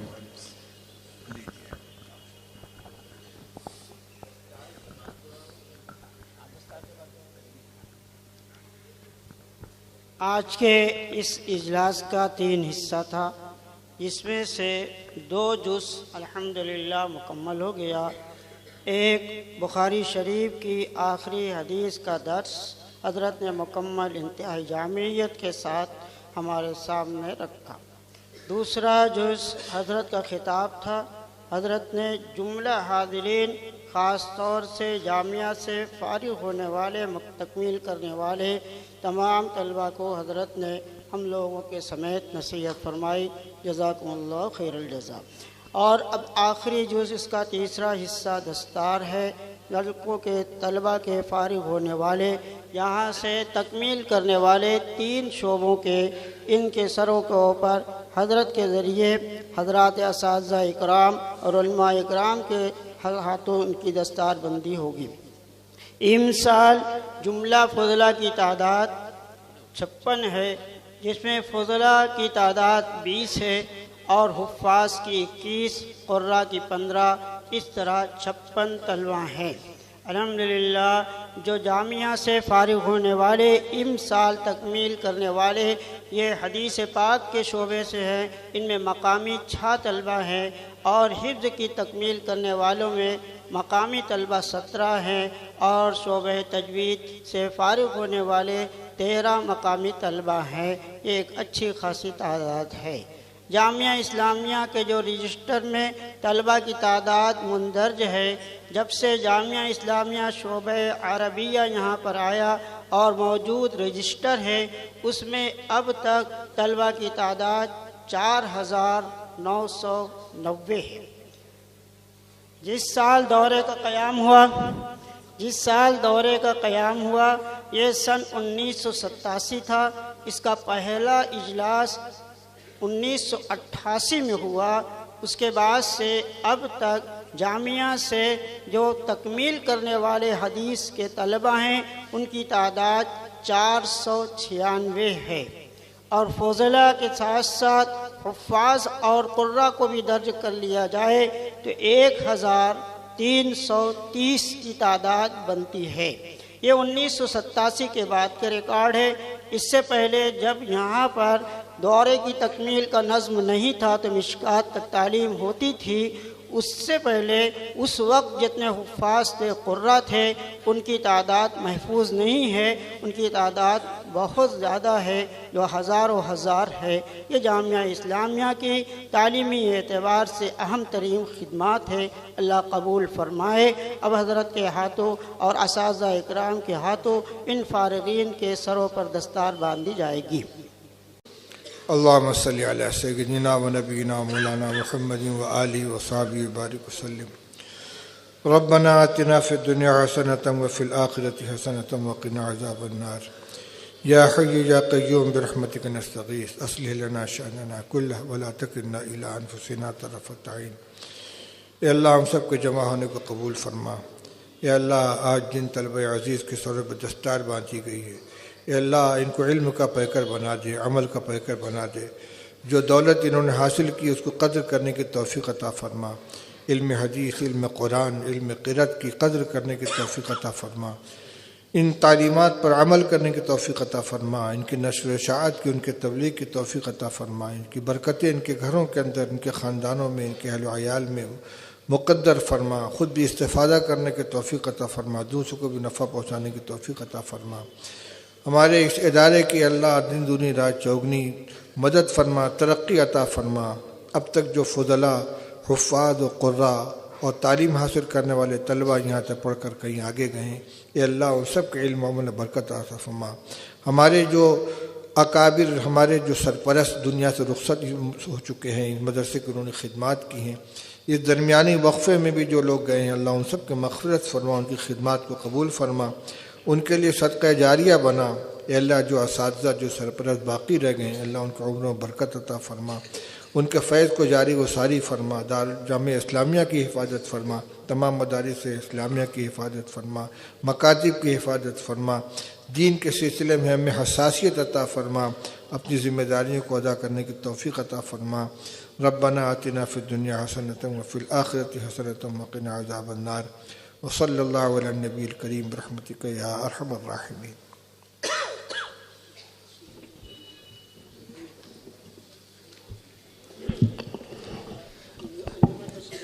انجمن نے شیرینی کا نظم کیا ہے، اس لیے تمام حضرات شیرینی لے کر جائیں۔